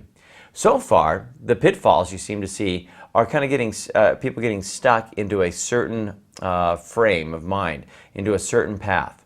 The status quo bias is another one of those. It may be the idea of saying, well, we've always done business this way, so we're going to continue to do business this way rather than look at other opportunities or other strategies that might be available to us. We may say, we always used frame relay for our WAN connectivity, and we don't mind operating at suboptimal speeds and having very little bandwidth to go with this new thing you're calling Metro Ethernet that has another solution. Now, of course, I'm talking about network connectivity more than security, but it's again kind of that idea that this is what we've always had. Or it might be, hey, I invested a lot of money in this particular countermeasure or control, and because I own it, it's worth more to me than thinking about getting something new or something that will meet our objectives. Mental accounting is another aspect that we have to deal with. And again, this is where in our minds we might start looking at the numbers a little differently. In other words, it's about how you might envision money. If I say we need to invest so much money, if I tell you it's going to have to come from the profit and loss as opposed to maybe a line item for new acquisitions, you're thinking, well, I want that profit loss to look really good. So if I can't get it out of the acquisition funds, then I won't make that commitment because I don't want to change these other numbers. It's just and so what we're saying is where the money's coming from and how we might choose to spend it mentally in our minds may have a different connotation than, again, looking at the bottom line of trying to meet a certain strategy. The herding instinct is kind of the idea of following the crowd, going with almost kind of the status quo idea. I suppose the idea might be that if I'm going to make a decision that is disastrously wrong, I would like to make sure that I'm not the only one who made that same decision. In other words, if a bunch of CEOs got together and made a decision to have a strategy to go in a certain direction and it was bad, at least I can stand up and say, well, I'm not the only one. I suppose in some aspects, again, we're trying to talk about flexibility, as well as false consensus. Now, false consensus is believing an idea that's not necessarily true, but because a lot of people believe it, then that might be the way to go. Or we may have an idea that perhaps I might say, well, the best solution to this problem is to get this countermeasure because that's what it seems to me that I've always heard everybody say is the best solution for the problem at hand. Maybe I'm saying then that the best solution would be to get a certain product that I want to use because it's my understanding that it's the best one we can have. It may not even be true, but it's kind of, again, the idea of a false consensus, that we think that's how everybody believes. We think that that's what is the current model, the current fad, but it really isn't. So all of those are pitfalls. And I guess the overwhelming idea behind any of these pitfalls in creating the strategy is trying to say that we need to be flexible enough to consider other approaches, to consider many ways to get to what ultimately is the business objective and the security objective, rather than just sticking what we already know, sticking with the way we've already done business, not worrying necessarily about how it looks as far as where the funding or payments come from, not following the crowd, which may be all running off the cliff. I guess we've all heard that idea about herds of cattle, in a stampede will just follow the first one right off the edge of a cliff. Overconfidence, the rest of them.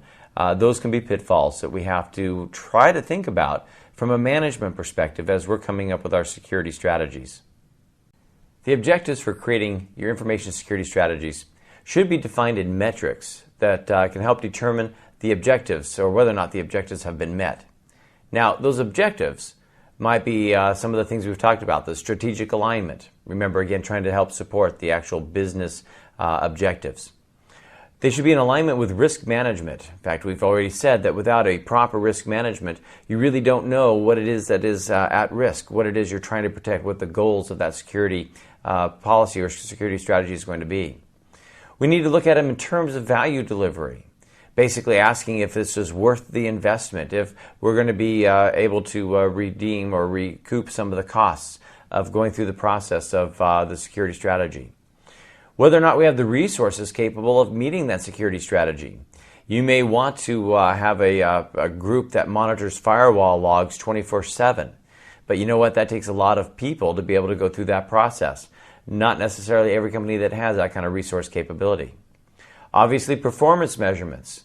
That's another important aspect of security or the security strategy is how well is it working? Is it meeting the needs? Do we have a way of even knowing if we're living up to the goals of that objective?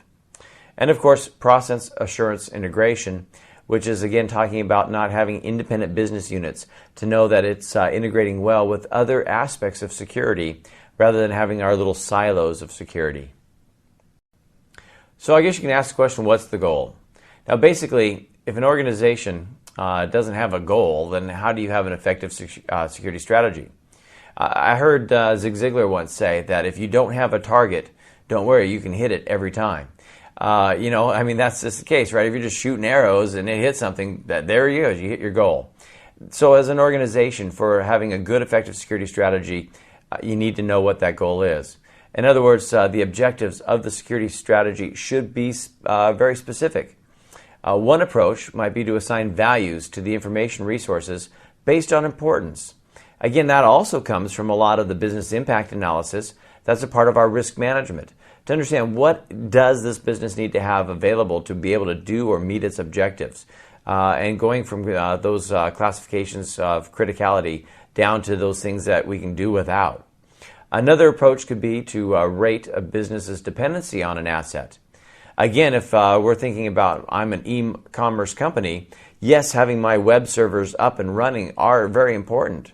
But if my internet service provider that is allowing customers to connect to my company goes down, you can certainly say they are a dependency or we have a dependency on that. Now, your information ratings might be as far as different classifications. If you're military, it'd be things like top secret and secret. And remember, again, the importance of rating information helps add to the criticality of our focus of our security strategy. So you might use terms like confidential, internal use, public use. Well, we have to define objectives. Again, a good security strategy is used as the basis of a plan of action, and it's necessary for us to define what the objectives are so we know what the desired state is going to be. In other words, if you have a plan, if you have a strategy, call it a roadmap, where are you going to be at the end of that road? That's your desired state. Without an objective, the strategy might be created in what we call an ad hoc fashion. In other words, you may say, I've heard we've always needed one of these here firewalls, so let's go buy one and just plug it in. Forgetting that maybe you should make sure that the traffic you want to block is crossing that path.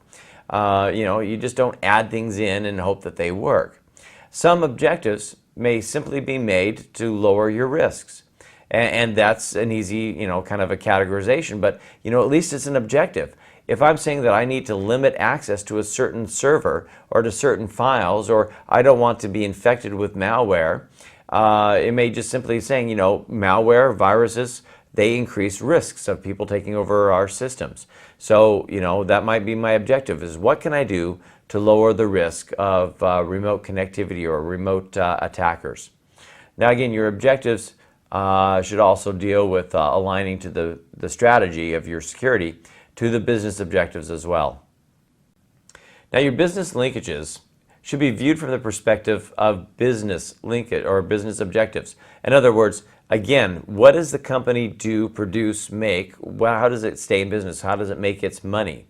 Governmental agencies, certainly they're not income generating, but they have specific goals of what they do. If it's the post office and the mail delivery, and many other aspects of dealing with parcels. If it's a governmental agency, Department of Defense, right? We have those things. We need to know what those goals are of the business. Now, as an example, like again, an e-commerce based business, it may seem like a very straightforward or relatively straightforward type of business objective. I want to sell things on through the internet to my customers. Now, in that case, even though it seems to be straightforward, you have to remember that it's going to have to really be reliant on other information to be successful. So again, what information? Well, you might think I need a web server, I need a service provider, a beautiful web page, a little bit of advertisement, people come there. That's my business strategy. But really in the back end, we have to deal with the banks for the ability to take funds from the customer and put them into the funds in our accounts, warehouses, suppliers, as well as protecting the customer's information after they submit that information to us for processing their payments.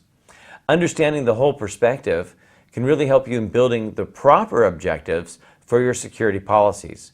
And again, the idea was truly understanding what it takes for that business to run, not just taking a simple, oh, we got a web server, that's what needs to be protected, but the entire set of processes that make the business objectives run so that we can link our security policies to that as well. So let's take a look at a business case development. The main purpose of a formal business case process is really to introduce a way of thinking that may cause people to make recommendations for new projects and consider, of course, their costs, the risks, and relative priorities. Now, a business case may be your way of saying that, here's a project that we should undertake to, if it's aligned to security, to add new protections. Maybe we need to upgrade the type of ways in which we have voice over IP communications, or maybe even consider that we can better safeguard our communications if we can go through voice over IP as opposed to a traditional sense. So there's a way of saying, okay, I'm going to make a business case for that. So that means we're trying to introduce a way of thinking. Now, doing that, our hope is by presenting the case that we will get people, executive management, board of directors, to then recommend projects. And of course, that means they do have to consider what's the cost. Is there a cost benefit in the long run to voice over IP? Most people think so. That's why they're going to that type of a solution. Of course, there's new risk because now your data traffic and voice traffic are traveling the same set of wires or media. And so we have a new risk that's inherent to voice that you might not have had previously. And of course, we also have to have what's the priority of doing that. All right, so another purpose of the formal business case is to require those who make the proposals to justify its value to the organization. And of course, you have to determine if the proposal is of value and is it achievable in our situation. Now, a good business case should include information from a lot of different categories. Of course, like the references, the basic information, what it's about, the context, putting in the context of your business objectives, a value proposition. That means what are the desired business outcomes if we were to take on this business case. The focus of it should be able to be kind of a problem solution resolution. Now, what that means is that we're not saying there's a problem, but really the focus of the business case may be to say, here is a problem, and I'm proposing a solution and keeping it in kind of that scope. We have to have a list of deliverables. What are the outcomes of following this business case? What are the benefits to the corporation? Are there dependencies, what things we might call the critical success factors? And again, that's an issue as far as what could make this whole thing fall apart? Did we plan for that? What are the project metrics, the key goal indicators? In other words, if we take on this business case, how do I know you're getting to that end goal? I've been into some states where they may start road construction projects, and I've seen one in particular next to a hotel I stay at that's been under construction for the 11 years that I've been coming over to the state. And it's a simple overpass with a couple of exits. I'm wondering, what are their project metrics that they know that they're getting to their goal? Is it just they move the barrels every month? So, we need to have better, stronger types of indicators as to, how do we know that we can measure that we're getting somewhere with this business case? What's the workload? Of course, that's the approach to the phases or the stages of definitions. I think of building subdivisions. I've always seen subdivisions in phase 1 and phase 2, and selling the homes and the tracts and the progress of building those things. That's a pretty big business case, kind of unrelated to security. But again, I'm trying to give you examples that hopefully analogies that make sense.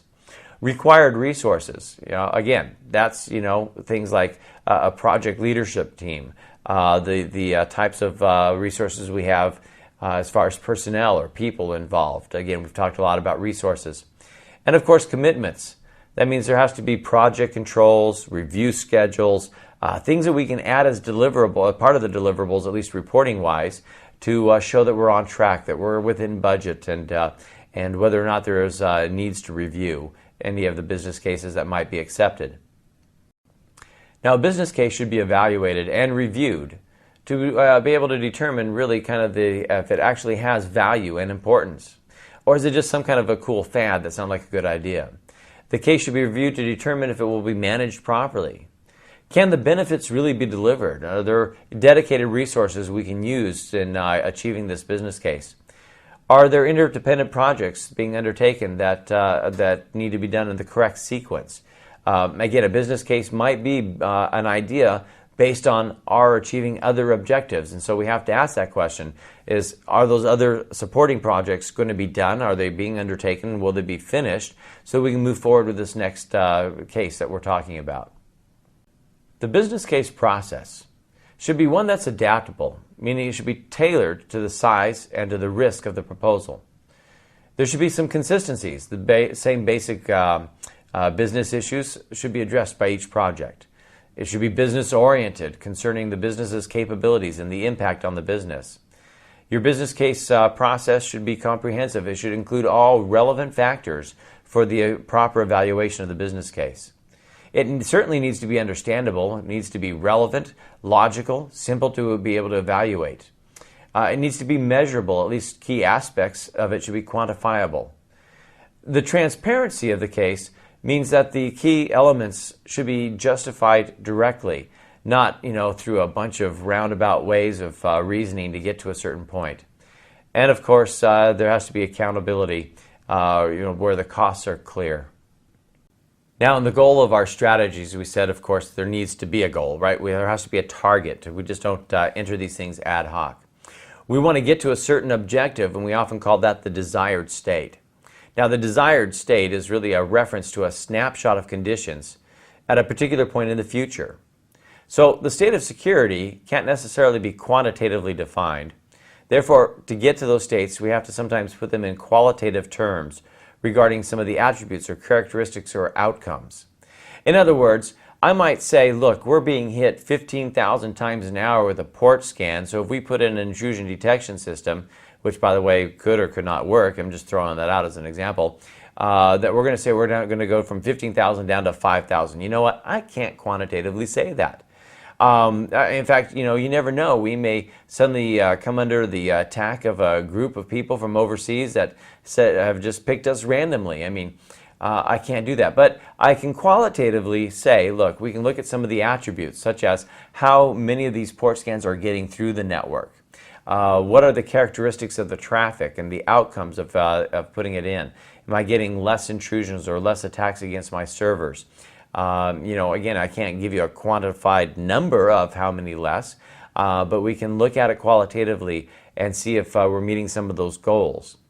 Now, we do want to try to make these as well defined as possible, but it is an important process to remember that we can't promise quantitatively actual dollar amounts of savings or numbers of times of things, but we can describe what the conditions of that desired state are, and that was done again through the attributes, characteristics, and what the eventual outcomes should be. COBIT focuses on IT-related processes from IT governance management and control perspectives. COBIT has a framework of supporting tools to be able to help you bridge the gap between technical issues and business risks. Now, with regards to what we're doing with CISM, the control objectives and procedures should extend beyond IT activities to include any activity that could impact information security. So what are we talking about here? As we're building up these strategies and we're looking for frameworks, it's important to remember that we don't necessarily want to focus on just IT-related processes. Where COBIT has a great framework for doing that, the goal of CISM is to take a larger view of the architecture, as we said. And that is, again, remembering the data from its entire life cycle, from when it was first created or first entered, being transmitted, how it's being stored, how it's being reviewed for accuracies, all of these little pieces or places where the data could be touched. We kind of want to look at it from that aspect. Now, your COBIT controls are usually defined as policies or procedures, practices, and organizational structures that are designed to provide some reasonable assurance of business objectives being achieved. COBIT will define your enterprise governance as a set of responsibilities and practices that are exercised by the board and executive management. Now, again, what are we talking about? Controls are ways in which we try to deal with risk management.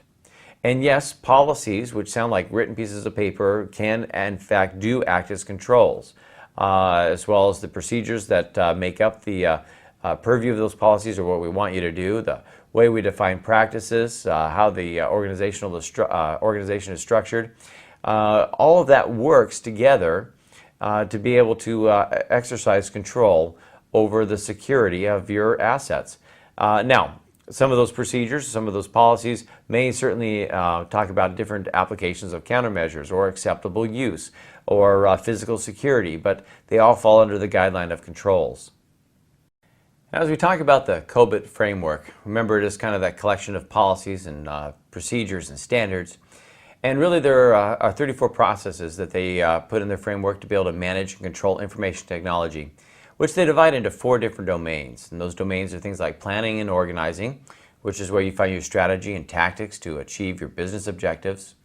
The other one would be acquire and implement, where you basically would identify, develop, or acquire an IT solution. The deliver and support area would be for the what it sounds like, the delivery of required services or training.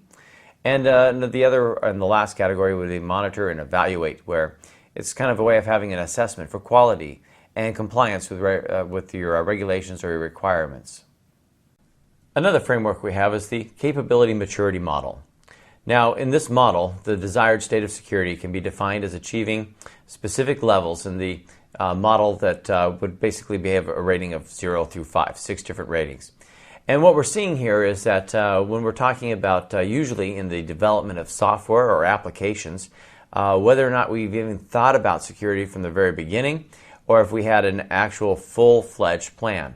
So the capability maturity model starts off with level 0, which is pretty much non-existent security. Now I can tell you back in the the mid-80s, when I was working in the world of programming, nobody ever really taught us to worry about security. It was more about efficiency of the program, not using a lot of memory, since we had virtually none by today's standards. The capability maturity model level 1 would be called ad hoc, where there's no formal process, but as maybe we're testing the program, we say, oh, this is something that's bad, and we work on fixing that. At level 2, we call that repeatable, but intuitive. That means that there's an emerging understanding that there is risk involved in the programs. At level 3, we have a defined process. That means we have company-wide risk management policies that we're working with. At level 4, or managed and measurable, there we have a formal risk assessment, procedures and policies in place. And at level 5, or optimized, we're talking about an organizational-wide process that's implemented, monitored, and managed for security. Another approach to looking at your security strategy is what's called a balanced scorecard. Now, this is a management and measurement systems that's trying to basically help organizations clarify their vision and strategy and translate those into an action.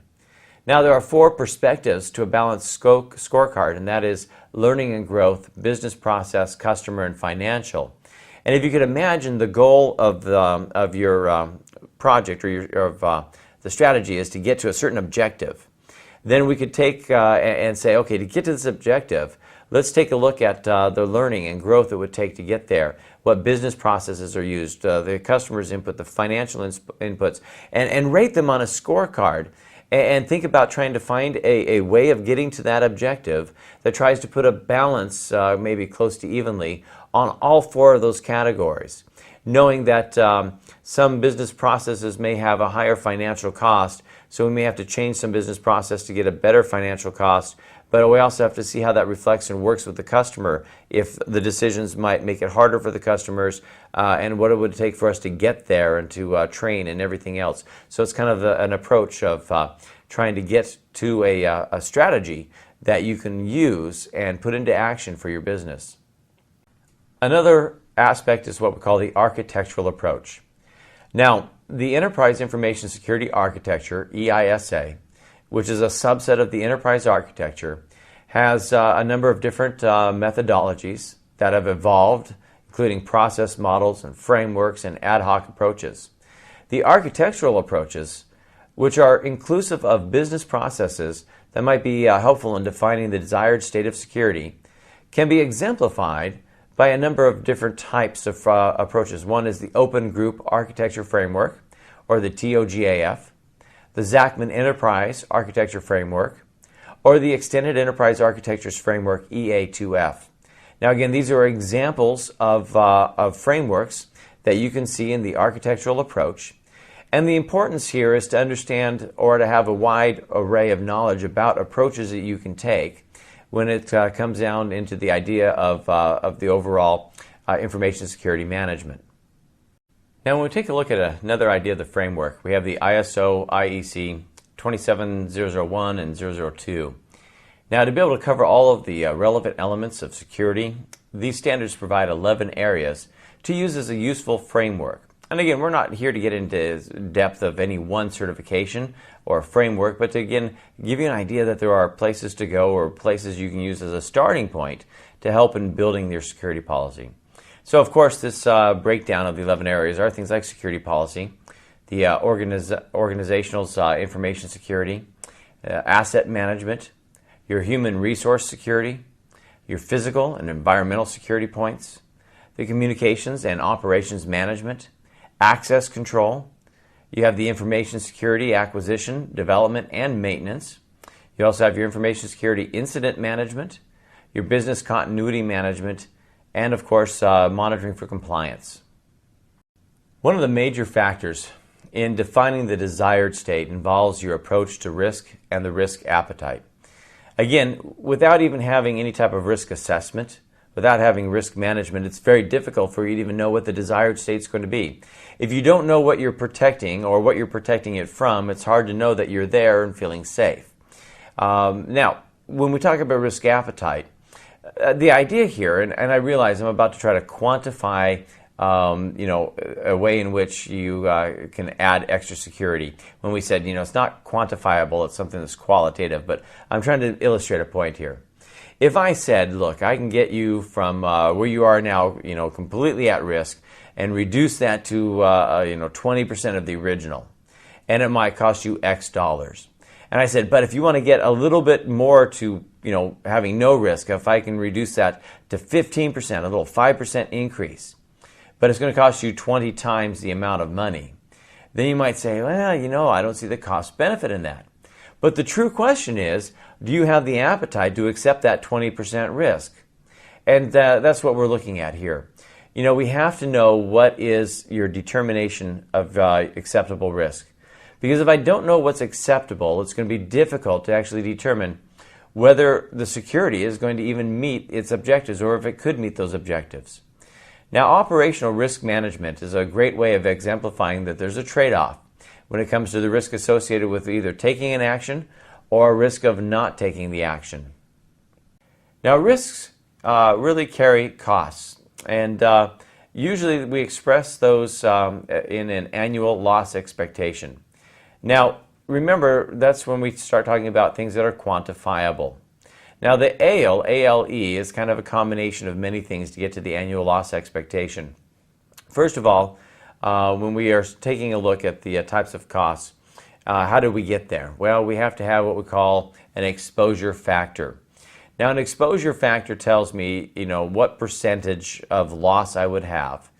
And as long as I know the asset's value, then I can come up with my single loss expectancy. Now remember, we're trying to get to a point of talking about quantifying a value that can be acceptable risk. And just kind of giving you the way in which the basic numbers are done. And I realize that the actual approach to finding these values can be very difficult. But let's use something that's easy for me to do mathematically. Let's talk about your building, your office. And we'll say that the asset value is $100,000. Now I realize I'm talking about just the brick and mortar.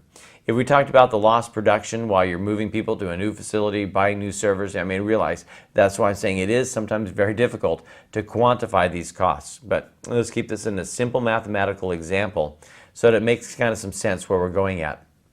All right, so the exposure factor to a fire, we'll say, is 50%. So what that means is that if I had a fire occur, that I expect to have a 50% loss of that building, And if we just do simple mathematics, that means if the building was $100,000, a single fire event would cost me $50,000 of damage. Now, hopefully you're with me, and that exposure factor of 50% along with the asset's value, when I multiplied them together, gave me what's called the single loss expectancy, meaning if one event happened, what I expect for that single loss. Now, the next thing we need to do is look and see how often do fires occur in buildings like these. And we can annualize that to come up with an idea of how frequently it happens. Now, I'm going to make this sound horrible. We're going to just assume that one of these fires happens once every 10 years. Now, that means that in over a 10-year period, I expect to have a single loss expectancy of 50,000. So if I annualize that out per year, that should be $5,000 per year. That would be my ALE, my annual loss expectancy. At least that's how they come up with those numbers. Now, the question is that acceptable risk?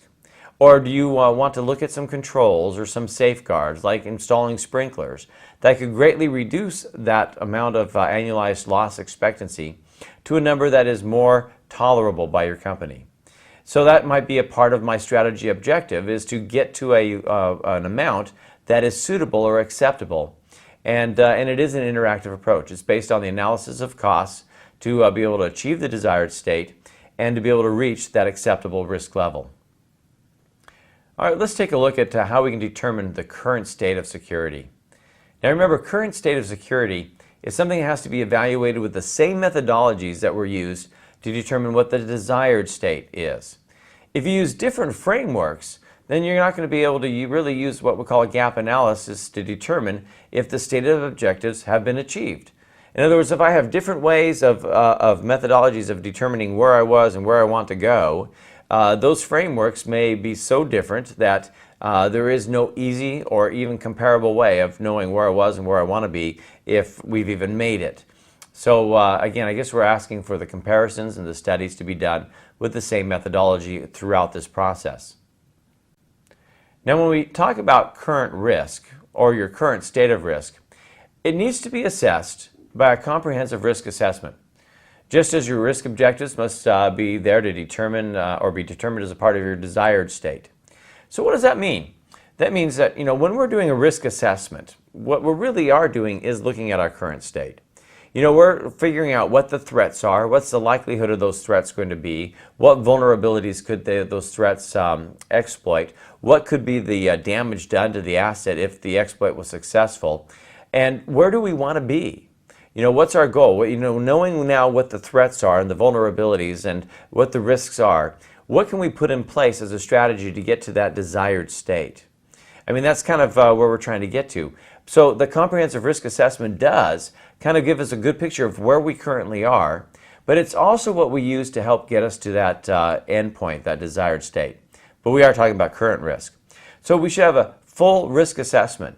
And that means that we need to include a threat and vulnerability analysis.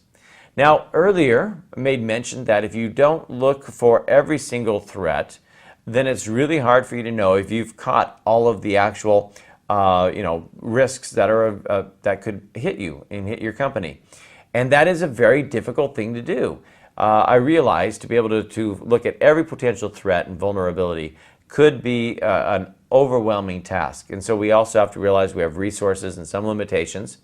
And sometimes that's where we can look at kind of a qualitative approach to pick those threats that we think are more relevant to us for whatever the asset might be. Now, that also should include a business impact analysis. That is, during the process of the risk assessment, we're going to probably want to look at those items or assets that are of most critical importance or have a high dependency for other services to be available for us. Because when I am taking the time to do a risk assessment, again, and I keep using this as my example, I'm not so worried about people stealing pencils out of the supply closet as I am about them stealing credit cards from my customers. So, my risk assessment is going to start probably with what my business impact analysis says is the most crucial part of my corporation's information knowledge. In that case, credit card numbers from my customer accounts. Starting with that, then I'll work on my risk assessment for that type of information. Now, when we're talking about our current risk, remember that risk can be addressed in a lot of different ways. We can be looking at things like changing risky behavior, inappropriate use of the internet, letting people download things from the BitTorrents, or places that are notorious for having lots and lots of malware. We might have address the risks by developing countermeasures. Countermeasures could easily just be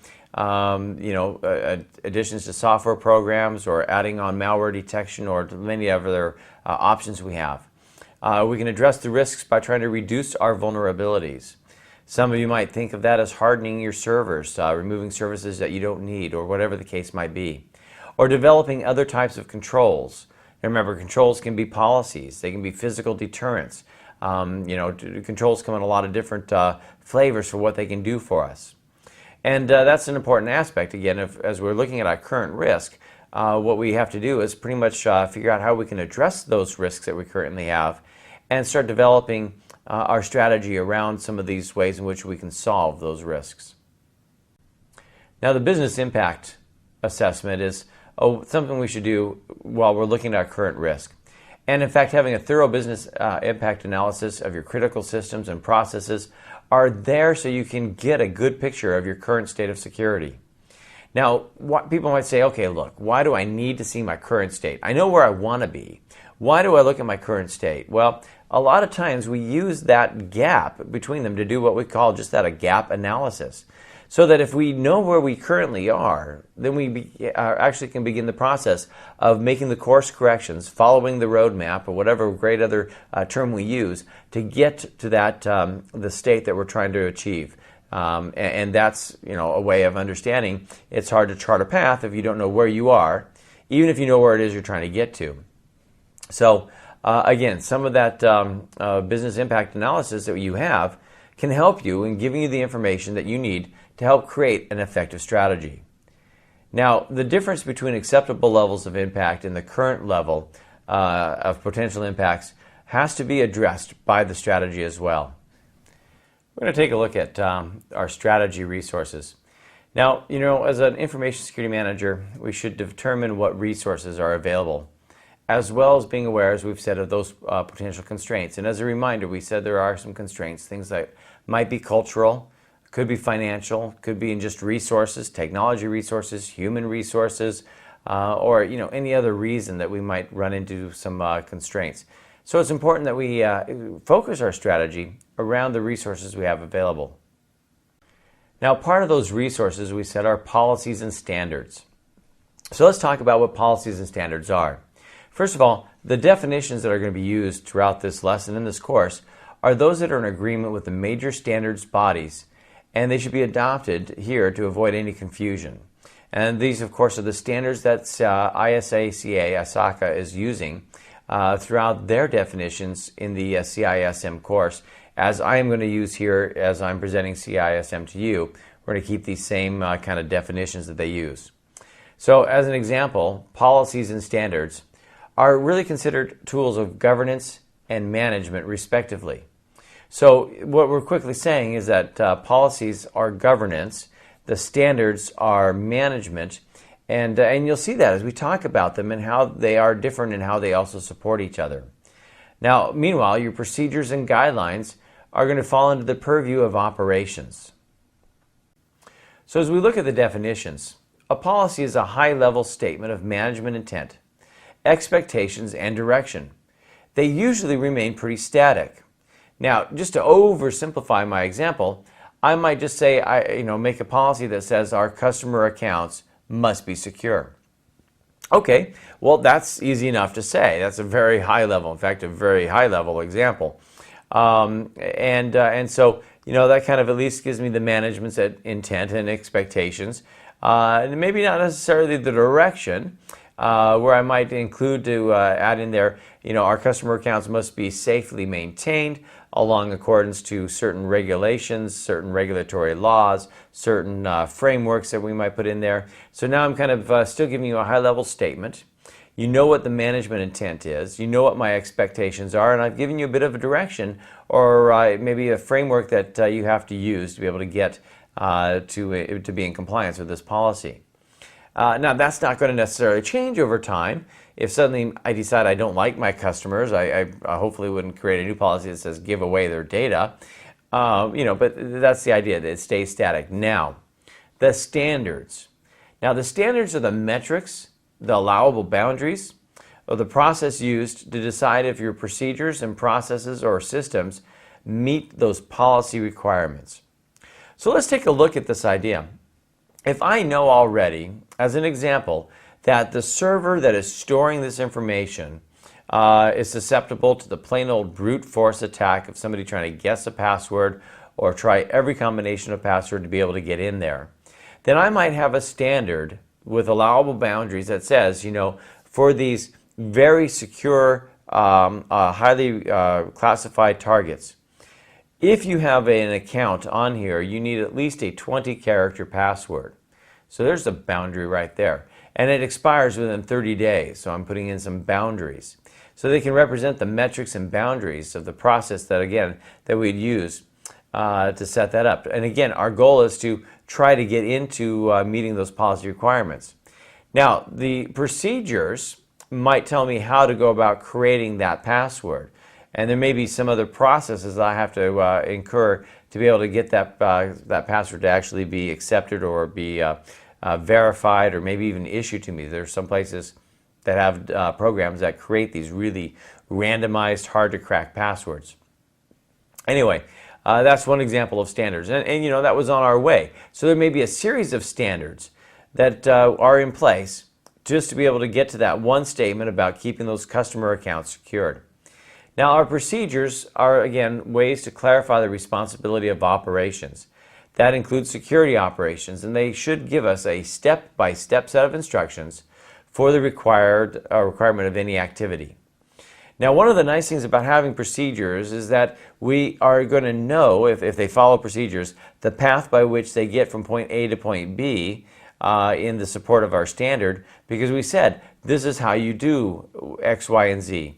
If I'm going to talk about ways of being able to log in for the day if I'm coming into work, there's a series of procedures that are going to say, go to this program, enter in these your username and password, department, whatever it is.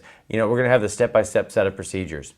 If we don't, then we do sometimes run the risk of people trying to guess or maybe find the program frustrating and they don't even want to try. And when we have sometimes a lack of procedures, we're not clarifying responsibilities or thinking people aren't smart enough to figure out a certain operation, but we're trying to make sure that it is clearly understandable, usable by everyone, and consistently applied.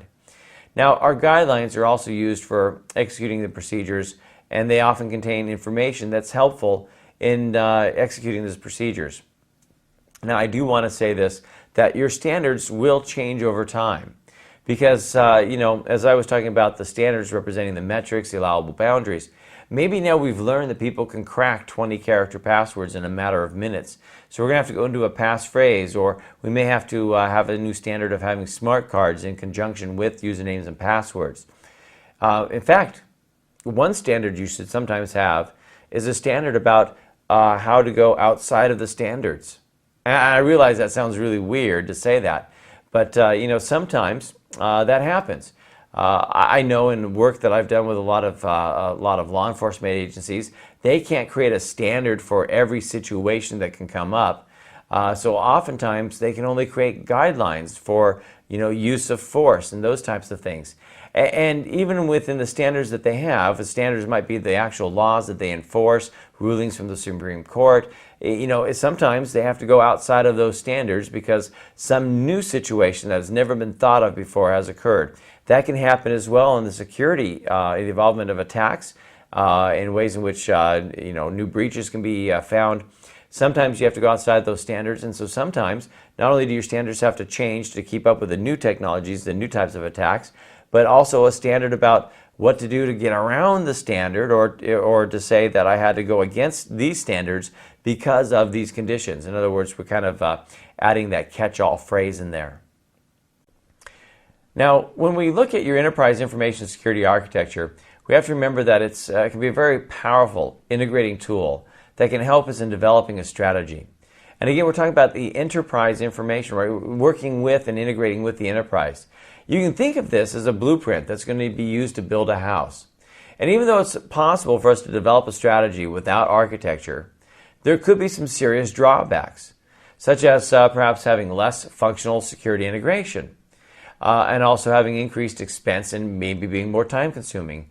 So when I think about building a house, I might have the idea that, look, I'm not going to have this big blueprint, but I'm going to ask somebody to build a bathroom for me, and somebody to build a master bedroom, and somebody to build a dining room, and then we're going to bring them together and put them on a concrete slab and realize they don't quite fit together. And so I might lose the functionality of my bathroom door because it's in the way of the wall to my bedroom.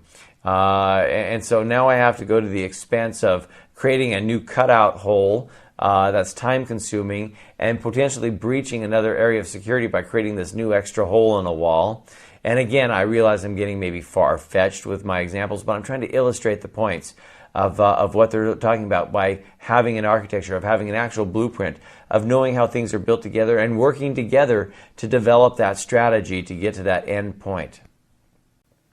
Now, our controls are the primary components that we use to consider when we're developing an information security strategy. Now, your controls are often categorized as physical, technical, or procedural.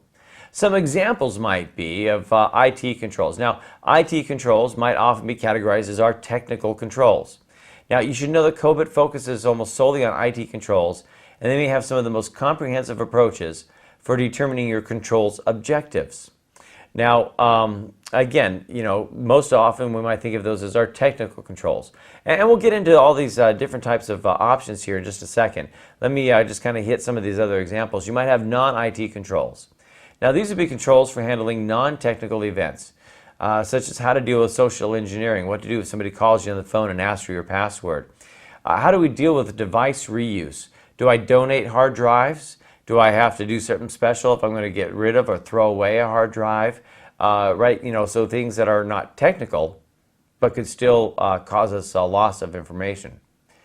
We also can look at them as layered defenses. Now remember, one important aspect of a layered defense is that any one failure of a layer should not be able to cascade and cause the next layer to fail. That they should have independence or autonomous from each other, so that even if one does fail, whether through negligence, bad configuration, or an actual attack, that the next layer of defense is still in place and still functioning as it should. Okay, so back to the idea of physical, technical, or procedural. When we talk about physical controls, we're often talking about things that deal with physical security, physical access to facilities. We can throw examples of those controls as guards, fences with razor wire, closed circuit TVs, motion alarms, fire alarms, temperature controls. Those are physical types of controls. Technical controls get us into some of the things that we can just simply look at when we log onto a computer, username and password. Having to have a smart card or a fingerprint scanner, and of course those are just examples there of authentication as a technical control. The procedural sometimes is called administrative. I like to call it paperwork. That's where we get into the standards, to our policies, to having our procedures. And again, having them enforced from the top down so that people really do look at them as more than just, whoever does that, we just ignore it and do it this way type of attitude, that has real teeth, that says, yeah, these are our standards, this is the way we're going to do things, because if we don't, then we won't be here to do them wrong again tomorrow. It's an important aspect. So that anyway, it kind of encompasses the whole idea of controls, and hopefully gives us a good foundation for how we look at them or view them as we're talking about them in the existence of our existing security strategy and security programs. Now, countermeasures are usually measures of protection that reduce the level of a vulnerability to a threat. Now, sometimes you can think of those as a targeted control. So we went through a lot of discussion about what a control is. And I'll be honest with you, one of the main purposes of the controls has always been to reduce threats. So they're almost always thought of as a countermeasure. Now, being a targeted control means we might have a specific device, or a specific action that we've chosen to do. As an example, you might restrict the access to an important information from a secure subnet and not from any other outside subnet.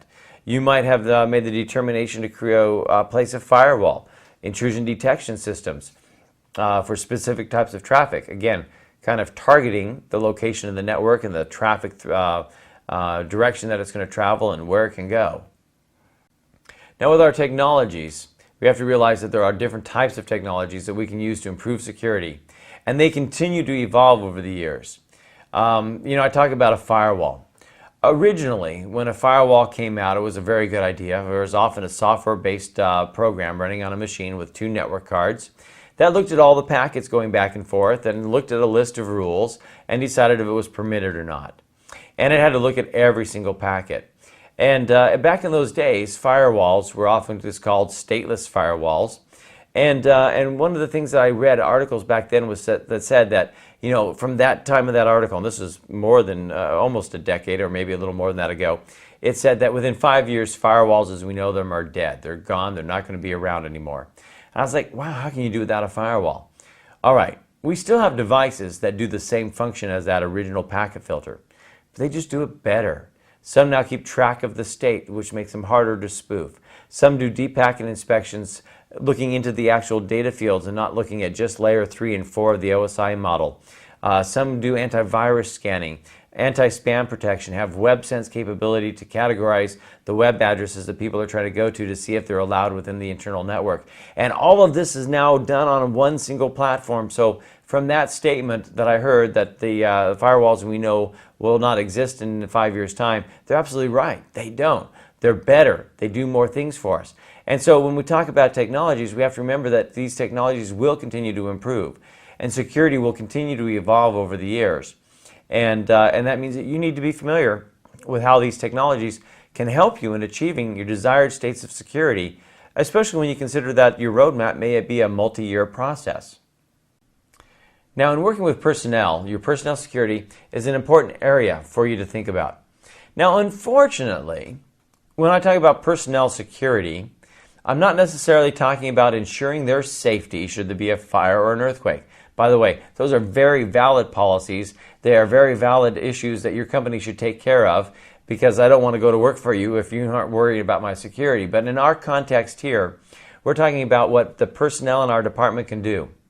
So I talk a lot about authentication, and having multi-factor and biometrics, smart cards, and strong passwords. But that doesn't secure my network. It just helps me prove who was in my network. That person can still maliciously destroy my information. And they can do it on purpose or completely accidentally. So we have to think about that. And now remember that the personnel are often the weakest link with our security. And that's a sad fact. In fact, back to the firewall discussion, I used to tell people there were 2 problems with the firewall.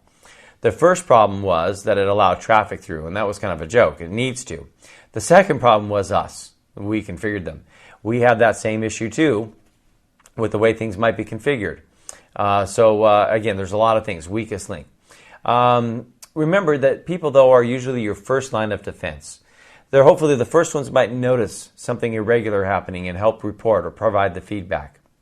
But we need to make sure we have good quality people, ones that we can trust. So it means that we should have thorough background screenings conducted for all new hires. Methods of tracking the theft of information should be developed so we can track and see if it may have been internally or may have been externally, or where that point of theft occurred. But these are all issues that we should look at when we talk about personnel security. Another consideration we can look at is the organizational structure. Now, it's really not enough for the information security manager to simply verify that the manager reports to the CIO. We talked about having lots of other communications needs, and that sometimes the issues of security and IT operations are at heads with each other, or butt heads, I should say, with each other, and are maybe a conflict of interest. So we need to make sure that we have good lines of communication. Now, that can also depend on the type of management model that might be used by your corporation. The ways we look at them are sometimes as decentralized, centralized, and distributed. Now, in a centralized, we usually are talking about a headquarter facility where the IT knowledge is resting, And which is great because we can all work together. We can work on common projects. We can be managed probably quite easily. But you know what? If I'm a multinational company, that's horrible. And why is it horrible? Well, let's say I'm based in the United States, but I have companies in India. There are 12-hour potentially time difference, anywhere from 10 to 13-hour time difference, depending on where you are in the country. And if your centralized staff goes home at 5, that means there's nobody to help those folks in India that are working with your company. So we sometimes lose that autonomy or that ability to help. We lose the cultural basis and maybe even language barriers. So then you might consider a decentralized. Now, the idea of a decentralized type of management is we're putting the help, the knowledge, at the different locations, putting it closer to those users. Now, one of the other problems we might have in that aspect is that we might have different levels of help, depending on how well trained and skilled the people are at these different locations. Now, you may notice I'm playing the game of a politician. For every option I give you as a type of management, I'm giving you reasons why it might not be the best idea. There is no perfect method here that I can give you. I'm just talking about the types of organizations that you might have. And of course, in a distributed, we're seeing something very similar to that of the decentralized, except of course I might look at that as a more multinational effect of having different pockets of companies running. So, a little different than decentralized and distributed might be if I have a company that, so as an example, and this wasn't quite distributed, but there was a company that I did some work for who actually owned several restaurant chains, different brand names. And so you could, kind of make an argument that says chain A had separate management from chain B and separate management from chain C. And so they all worked, obviously, for one central company, but the command and control was distributed throughout the business functions of this corporation. That might be the case, too, if you've made some mergers, some purchases of companies. Currently, I do a lot of flying. And my airline just purchased another airline, although the way it's looking, it looks like it was the other way around.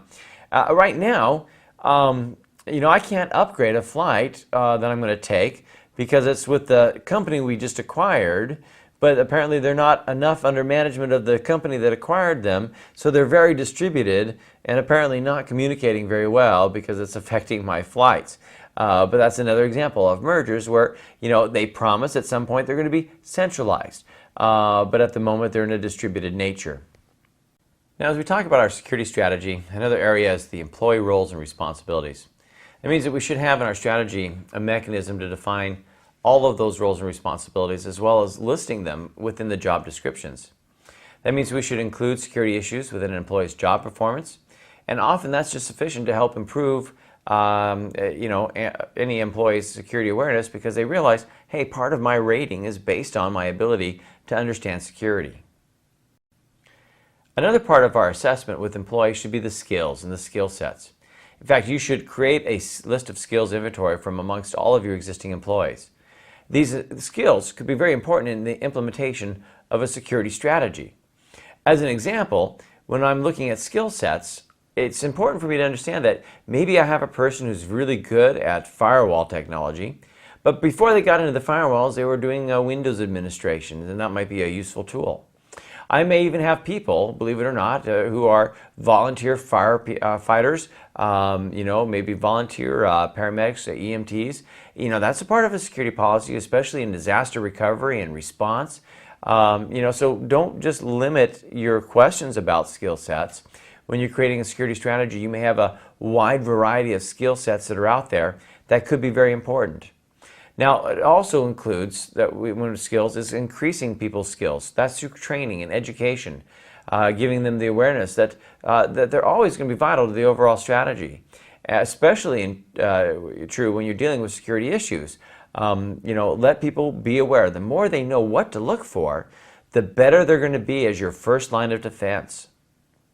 Internal and external audits are the main methods that we have of determining any information security deficiencies that might exist. Now, your internal audits in most large organizations are conducted by internal departments, and they generally are going to report to the chief risk officer or to an audit committee. Now, they usually are going to be focusing on policy compliance. External audits are often done under the work of the finance department, and these are often done outside of any involvement with security. Again, if you consider the fact that on financial reports, financial regulations and regulatory laws, they often need to have an outside set of eyes looking at the books to make sure that there's nobody playing any strange games or laundering any money or hiding funds or finances or doing embezzlement, because they have sometimes a fiduciary responsibility to their stakeholders to be honest, accurate, and pay them appropriately if there is a dividend. That has some issues to do with security, obviously internally, as we try to safeguard information. But they are this, generalized as internal and external audits. Now, some of you might think, well, external audit, that's hiring a third person to come in and do a penetration test against our network. Well, yes, that is can be considered as an external type of an audit in the realm of your IT security. But generally, it's for internal use, right? We're going to use it for reporting our compliance to our security. So at least helping you with some of the ideas of the categorization. When we get into the issue of compliance enforcement, we have to have procedures that are there for security violations, and they should be completed. Now, these procedures need to be supported from the top down, especially in the area of enforcement. When you think about the goal of enforcement, that means that sometimes we have to take some sort of action against an employee. It could be a suspension, a termination, depending on the issue, maybe even a criminal prosecution. Now, if you don't have enforcement from the top down, then you're going to have a tough time in actually ever enforcing these policies or these procedures. I mean, if you think it this way, you also need consistency, by the way, in the enforcement. If I regularly let somebody download music from some BitTorrent site, and my policies and procedures explicitly say, you can't do this. My standards for the use of the internet say not for personal use, and they're doing it anyway, and you take no action. And then some other employee does the same thing, and you selectively decide, I'm going to set a new example by taking action against that employee. You've got yourself a really interesting type of potential for a lawsuit for discriminatory practices. So you have to be very careful about how you do the compliance enforcement. All right, now, without sounding so cruel to suspending and terminating or prosecuting employees, there is another effective approach that you can use to compliance, and that is to consider an open system of trust. That should include self-reporting. When people see violations, they see some problems. If they understand the true need and nature of security, then hopefully they will report. They'll say, look, here we have some problems. And there should also be voluntary compliance. If the rules say I cannot download music while I'm at work, then I voluntarily will make sure I don't download music while I'm at work. Now, me, behind the scenes, on the security side, I'm going to be monitoring the traffic anyway and looking to see if they're doing it. I guess I'm kind of a less trustworthy. At least I guess I don't trust people as often as I would try to. But it is an effective approach to help gain people to kind of rally around the compliance of your different procedures that you have. Now, threat assessment is usually a part of the risk assessment and is important for your strategic consideration of how you create the policies. Now, threats are going to ultimately lead to the choice of controls that you use for the mitigation of the risk, the reduction of risk. Now, your policy development should actually be mapped to a threat profile. Notice I didn't talk about vulnerabilities. When we talk about a threat profile, we often say that because threats are somewhat constant in some sense. I mean, a fire is a fire, a flood's a flood, malware is malware, somebody stealing something, they stole something. However, how the fire started, where the flood came from, how the malware was delivered, or what process of my server it took over, or how the thief got into the building, those are vulnerabilities, and those can change frequently as a result of the changes in my business or processes or technology or even personnel. But still, again, having a policy going against the threat profile, what happens if somebody steals a laptop with sensitive information? We want to address that kind of a threat profile. The vulnerabilities of the fact of it left in an open office or left out on a public park, all these things are, kind of iffy as far as, how do I make this map to a vulnerability? Because I did a new upgrade of Windows and now I've got some new vulnerabilities that I didn't have before, and I got rid of some ones I used to have. That's always on the change. And that's kind of what we're trying to get at, is how the threat assessment kind of helps us along this path to come up with a policy development and what we're really developing the policy for. Now we can also take a look at doing vulnerability assessments. Now these are often conducted by automated scans, but by themselves they're very limited in their value. That means that we should also think of having the human involvement or intervention. So what do I mean by that? If you've run, and if I'm looking at just a technical type of a scan, something that we can automate with a free program like Nessus, it's going to have its specific plugins. It's going to have the limitations of addresses you asked it to look at and scan. It'll run some automated tests. But that doesn't help us with the human involvement, such as, many years ago, I was at a website for a park, an amusement park that was giving away free get to the front of the line passes. And their system was that I had to go through 30 minutes of commercials to be able to go and get the pass and print the pass. Well, obviously, once I got to the location where the pass was, I wanted to go print it many times. And then it said, well, no, you can't print it again unless I go through the commercial. I tried to right-click and save the particular picture so that I could just print it on my own, and they disabled right-click. So I saved the web page, downloaded the picture onto my machine, I printed as many as I need. Now, I don't know whether or not I should have done that, but it was a perfect test as to the human involvement. The vulnerability scan wouldn't have gone through that kind of thought process about how to get around some of those systems. By the way, there were no limits on how many I could have, just that I had to watch that commercial over and over again. So, human involvement helps test those types of things. And we can also take the vulnerability beyond technology. We can look at processes and facilities. Well, all right, so there are many different types of processes. Some could be technological. Some might involve the human element. Again, the way in which we interact with people, testing to see if there are loopholes to the way things are done, see if I can trick somebody into giving me their passwords through social engineering. Things I'm not going to get out of an automated program. Trying to see if there are ways to break into a facility, if there are gaps or weaknesses as far as the vulnerabilities that can be exploited. And again, something else that's not usually done through an automated program. All of these are going to be able to supply crucial information about the state of your current security.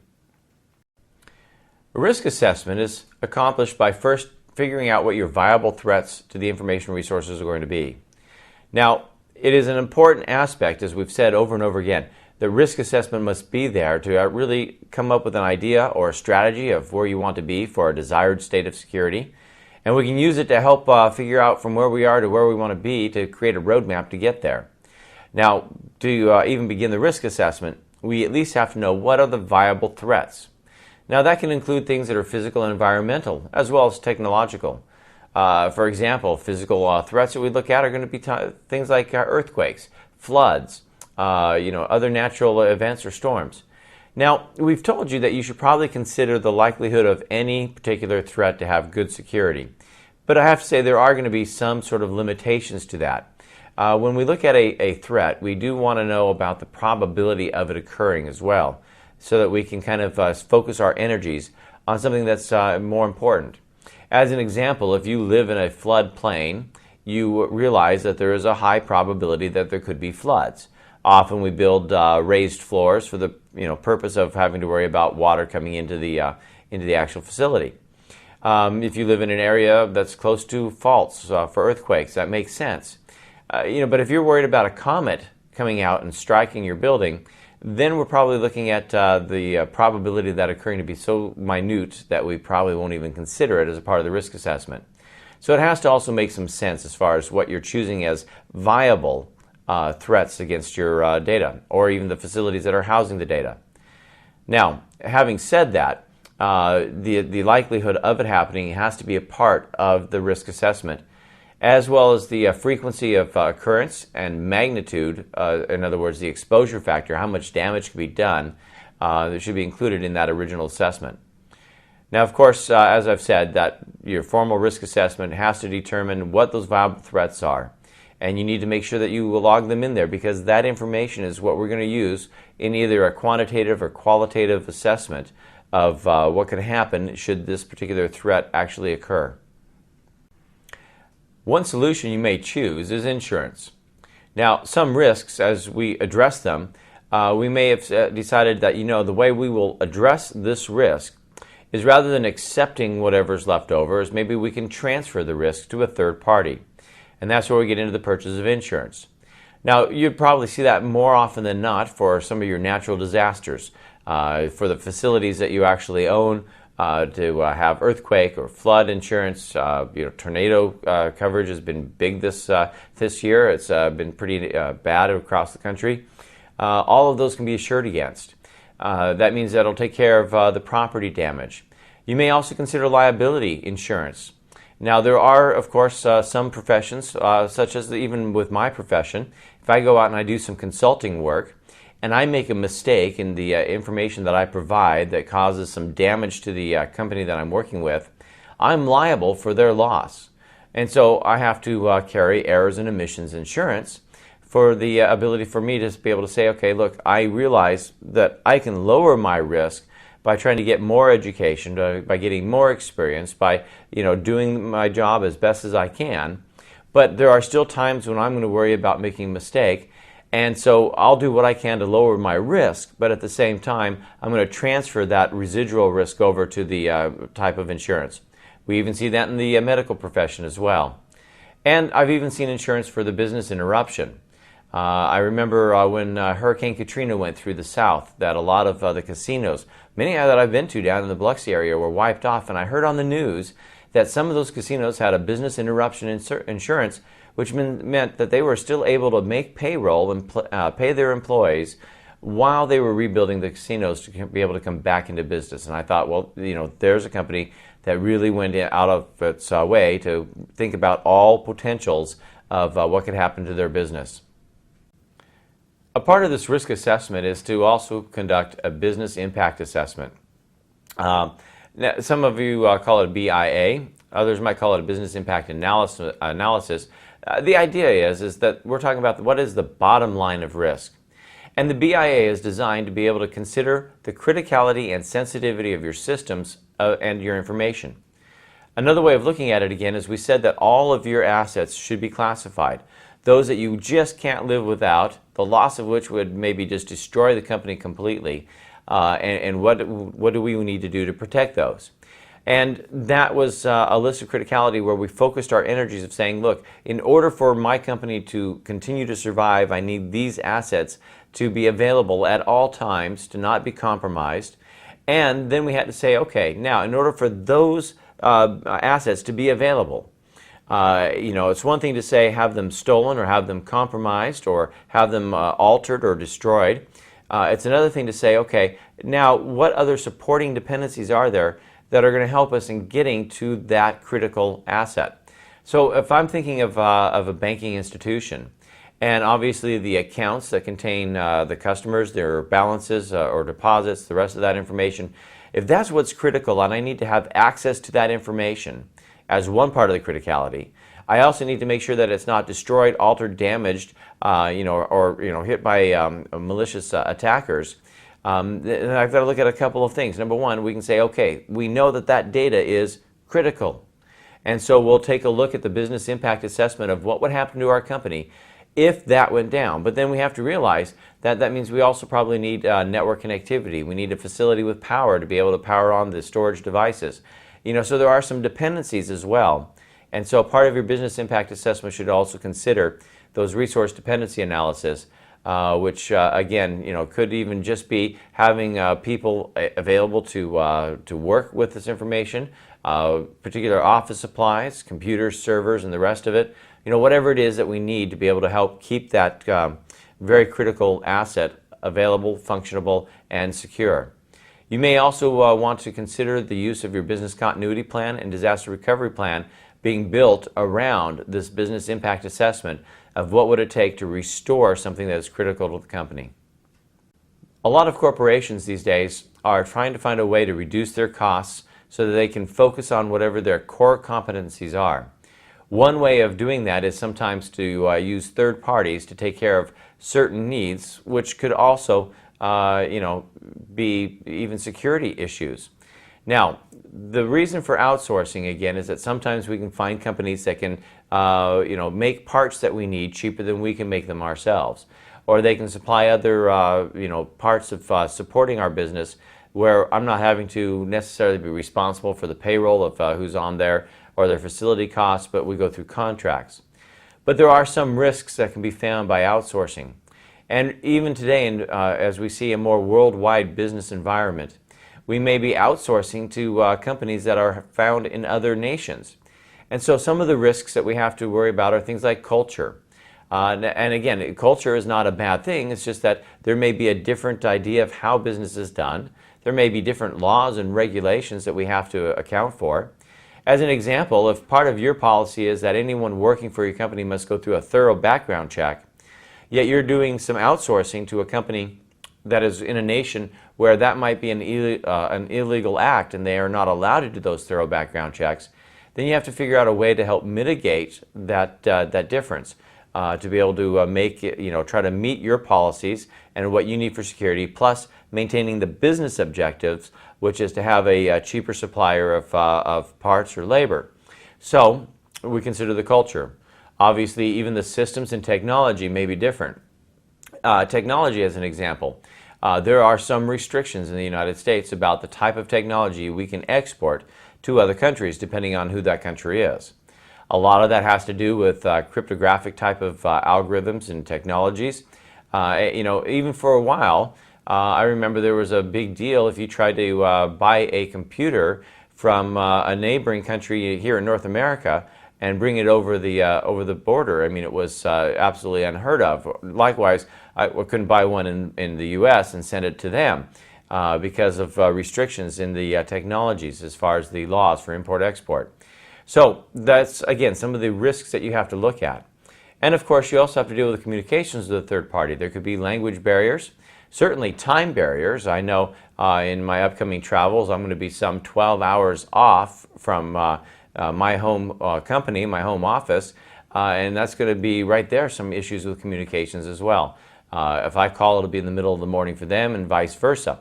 So all of these are parts of what we look at when we are making the decisions about working with outsourced security providers or any outside third party. Now let's take a look at the action plan you would use to implement your strategy. So to implement a security strategy, there often is going to be one or more projects or initiatives that we have to undergo. And really what we're saying is, here we are in our current state. Here's our desired state. And we realize that I just can't make that big leap to get right to that desired state. And that I may have to have several projects. In fact, maybe I have to run several projects in parallel because I need both of them up and running to a certain point to then move on to the next step. And so what we're saying is we're going to eventually be creating a roadmap. And a part of this roadmap is that we're going to have these different initiatives, these different projects. And not only can they help us get to that location, but they can also, as we'll see, provide a way of letting us know if we're on target, to have basically, achievement points that we can measure and see where we're going as far as the security strategy. Now, to get from where I am, current state, to desired state, we often would conduct what's called an analysis of the gaps between those two states, because that can often help us in determining the actual road that we want to take to get from current to desired. One of the types of tools we can use to get from the current state to the desired state is to do a gap analysis. In fact, we might say that a gap analysis should be required so that we can compare the current state to the endpoint or the goal of the strategy. Now, we could use a number of models to do the gap analysis. We might base it on maturity levels, on control objectives, or on risk and impact objectives. Now, again, these are things that could have come from the initial studies as far as the analysis. If I know that I have a certain control that can do the job of what I want for desired security, but it's going to need to change its configuration, well, in that case, I have a control objective. I can say, look, this gap in between current and desired, needs to go through this process. Obviously, maturity levels. We talked about several types of maturity models. talking about some models that just never even thought about security, some that just say, oh, that looks like a hole we should patch, all the way up to being completely well planned. Hopefully we'll use one that's very well planned, the highest we can go in the maturity levels.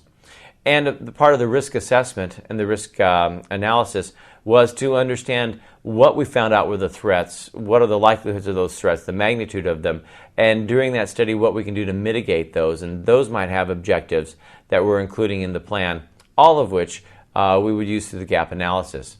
So again, the gap analysis is trying to help us outline the steps that we need to get to that security strategy, and sometimes we call it trying to get or create the roadmap to get to that desired state of security. Now, another way of approaching a gap analysis is sometimes easier to say, let's go backwards. Let's start from the desired state and work our way back to where we are, so that as we're going back to the starting point, we can look at the steps that are there along the way. Leave ourselves those little breadcrumbs of saying, okay, I can see where we are, from where we want to be to where we're starting. We can kind of see the path that we used so that we can reverse that path and use that as my roadmap to get there. Again, the capability maturity model or other methods might be utilized to help you in the design of getting from the endpoint, or I should say, once you go from the endpoint, coming back to the front, to get from that current state to the eventual objective of the desired state of security. Now, as we look at a gap analysis, some of the areas that you should look at, of course, because these are going to help us in guiding our way into creating even the roadmap, is number one, we have to have senior management acceptance. We have to remember that as we're doing this analysis, that our strategy that we're trying to develop has to be linked to the business objectives. Our policies that we have should be consistent with strategy.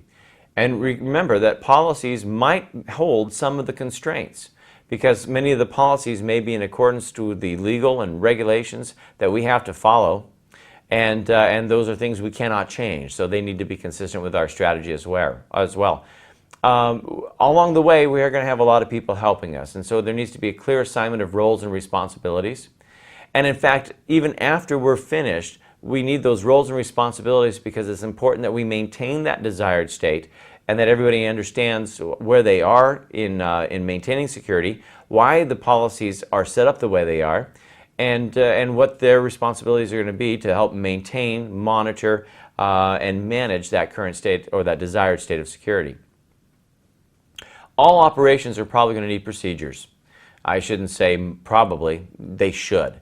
Remember, procedures are the step-by-step way of how do we do things. And the goal of a procedure is to make sure that we're doing it in the same order, in the same way all the time, so that we have consistency in our operations and that we don't have people deviating off course, which may cause bad information. It may cause misconfigurations of designs for security purposes, right? So we want to outline those step-by-steps. We need to know that our assets have been clearly classified for their criticality. Because again, that's our hopefully the main focus of what we're going to look at are those assets that are very critical to our company. We need to look to see that we have the right controls that are going to get us to that desired state. That we have a method to evaluate and monitor.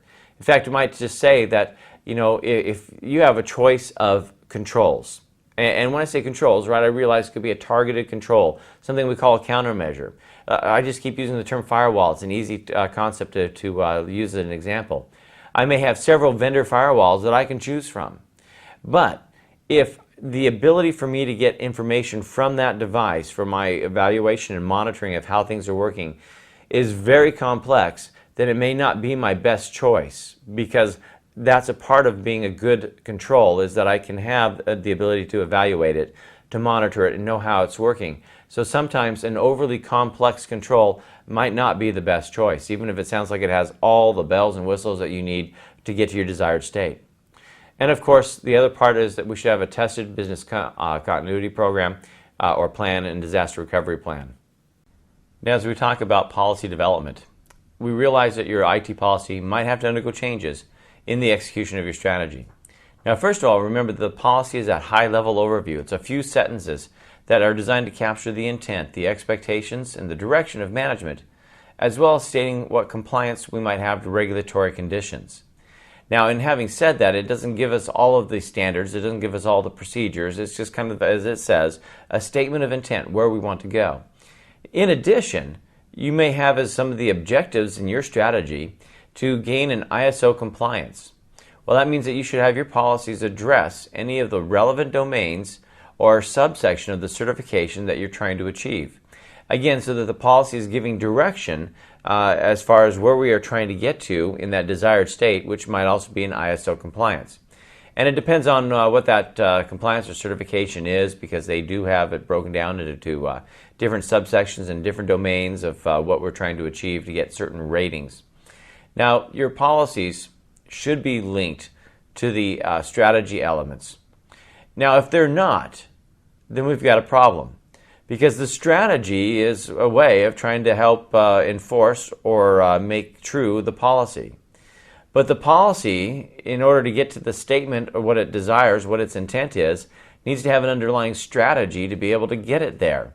In other words, they work together. You know, the strategy and the elements of the strategy, if they're not linked to the policy, then either we've got the wrong policy or we've got the wrong strategy.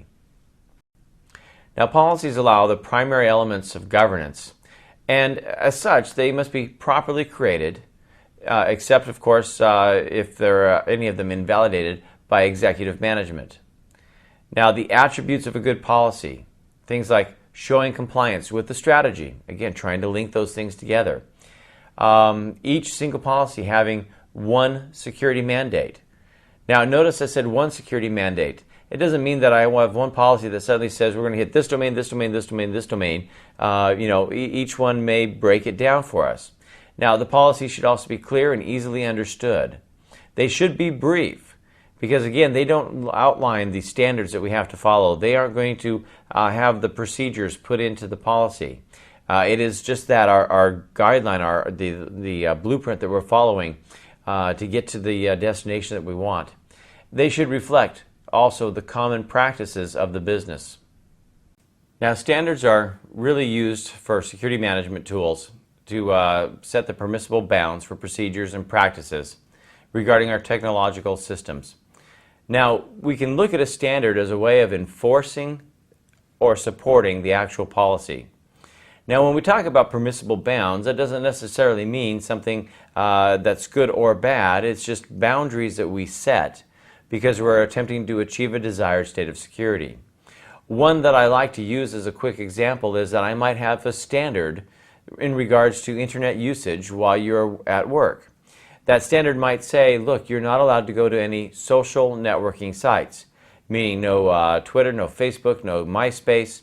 And people may complain. They may say, this is horrible. I've got to keep updated. I've got to do, all right. So a part of that is that we have to make sure that the standards are communicated to those who have to follow them. Make sure that we let them understand that it's not a penalty. It's not that we're trying to take away parts of their lives, but trying to communicate the reasons of trying to get to a certain desired state of security and what issues can come through social sites like that.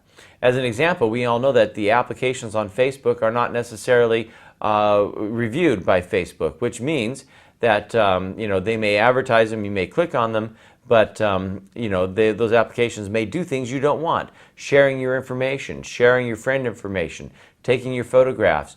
As long as you understand that, and most people don't read those types of policies for a site like that, and I'm not saying that's good or bad, I'm just saying, I know it's there because I bothered to read the privacy statements and understand how it works. So knowing that information, that makes me think, maybe it's a good standard that I say, no, you don't go to those sites from any place inside of our corporation. So now the standards are the responsibility of the information security manager. They're the ones that help create those standards, certainly help enforce those. Now, there also need to be cases where there's a plan for exceptions to the standards. And that's an important aspect because many times new things will occur. And I don't necessarily want somebody to be quite so on automatic pilot that they can't see that new deviation, that they can't see that new exception and say, wow, this is something I know is not in our standards, and I may have to take some action or do some event, hopefully reporting it, that are outside of the standards, but sound like they're following the intent of what we're trying to accomplish in policy. Well, I already mentioned that training and awareness should be considered as a part of the action plan in implementing your security strategy. Those people who receive the training, hopefully they will see the link between the standards and the policies. And the goal is for them to understand why certain standards are in place the way they are. Now, training and awareness can be a continual process for your standards and policies, especially as those things evolve. We need to evolve the training that the people have and the awareness of those changes so that everybody's on the same page. Measurements are important, so we do have some action plan metrics. And in fact, it's an important method of monitoring and measuring the progress of the implementation of the strategy. That means, again, that we said that on the roadmap from where we are starting at current security to that desired state, that there may be several projects or initiatives on the way in between. And maybe they may make up milestones where we can look at and see, hey, we've reached this certain point in the road, and here's how long it took us, here's the budget and the costs. And it's a way of checking up to see if we're on plan, if we're managing that project very well.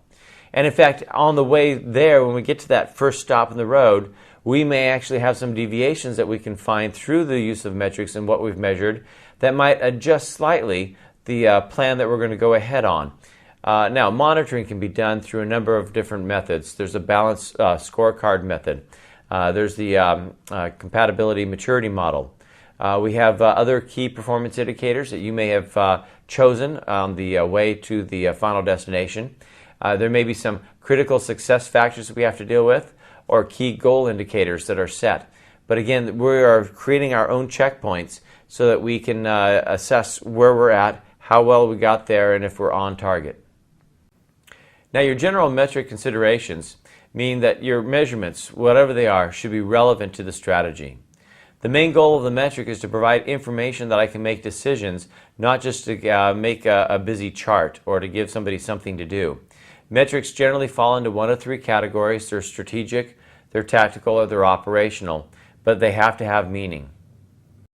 There may be some metrics that exclude the evaluation of a technical perspective, but they should also be included. Now, most often those are going to be things that deal with monetary gains and budgetary constraints that that our executive board is going to want to see, but they're technically not technical. There we go. That's a nice way of saying it. Okay, so it might be progress that we're making compared to the plan and the budget. It may be results of disaster recovery testing. We may show them the audit results, or even showing us the status for regulatory compliance.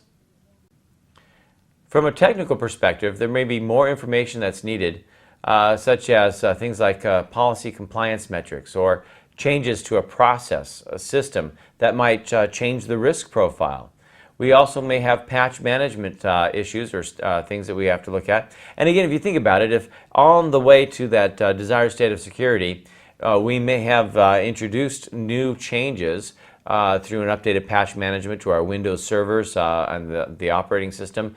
And that may have to cause us pause to say, maybe we need to reevaluate risk again, or even reevaluate the roadmap based on some of those changes, which are normal courses of doing business. Now, from a technical perspective, you might also want to include some of the things like your vulnerability scan results, the standards you have for your server configurations, any type of monitoring results from security devices like intrusion detection, firewall logs, or any other security device log. That it provides information that we can use to help us understand where we are in our security profile. Now, as we look at the capability maturity model, version 4, there are a couple of statements that talk about the different levels of the maturity model. One of the statements is the assessment of risk is a standard procedure, and the exceptions to following the procedure would be noticed by a security management. Now, that would be an example of being at a lower level of the capability maturity model, but at least you're not at the no security or the ad hoc, that you're saying, look, we say assessing risk is standard procedure, and if it wasn't done, somebody at least would notice it. Now, to move a little higher up in that model, we might say, like information security risk management is a defined management function, with senior level responsibility. So now we're moving it into roles and responsibilities and moving it into upper management. To get a little higher into this maturity model, you might have a statement something like senior management and information security management have determined the levels of risk of the organization will tolerate and have an appropriate risk to return ratio measurement already in place. Hey, now we have how much risk we're willing to accept, we have the risk management done, we have senior management in there, and so you get the idea that these are examples of statements that you might utilize the idea or the process about this to determine where you are in the maturity model and have a good idea of, if your goal is to be higher in that maturity model, then you understand where you need to move into, what you have to attain, such as the last statement with senior management and information security management, having done all of the levels of risk, and they know what they tolerate, and they've already looked at ways to mitigate the risk to return ratio measurement as far as costs, all really getting you into the highest levels of the maturity model. Now there are some intermediate goals that we look at as far as some of the objectives for the capability maturity model. One of the things, of course, the intermediate goals are things like identifying the current applications that are in use, reviewing about 25% of the information that's stored so you can determine ownership, criticality, and sensitivity, making sure that each business unit is conducting their own business impact analysis, that each business unit is achieving their regulatory compliance, that your security roles and responsibilities have defined risk assessments performed by each business unit, that we have a proper training and education for the policies, and that we can link policies with the security strategy as we talked about to make sure that they are both supporting each other.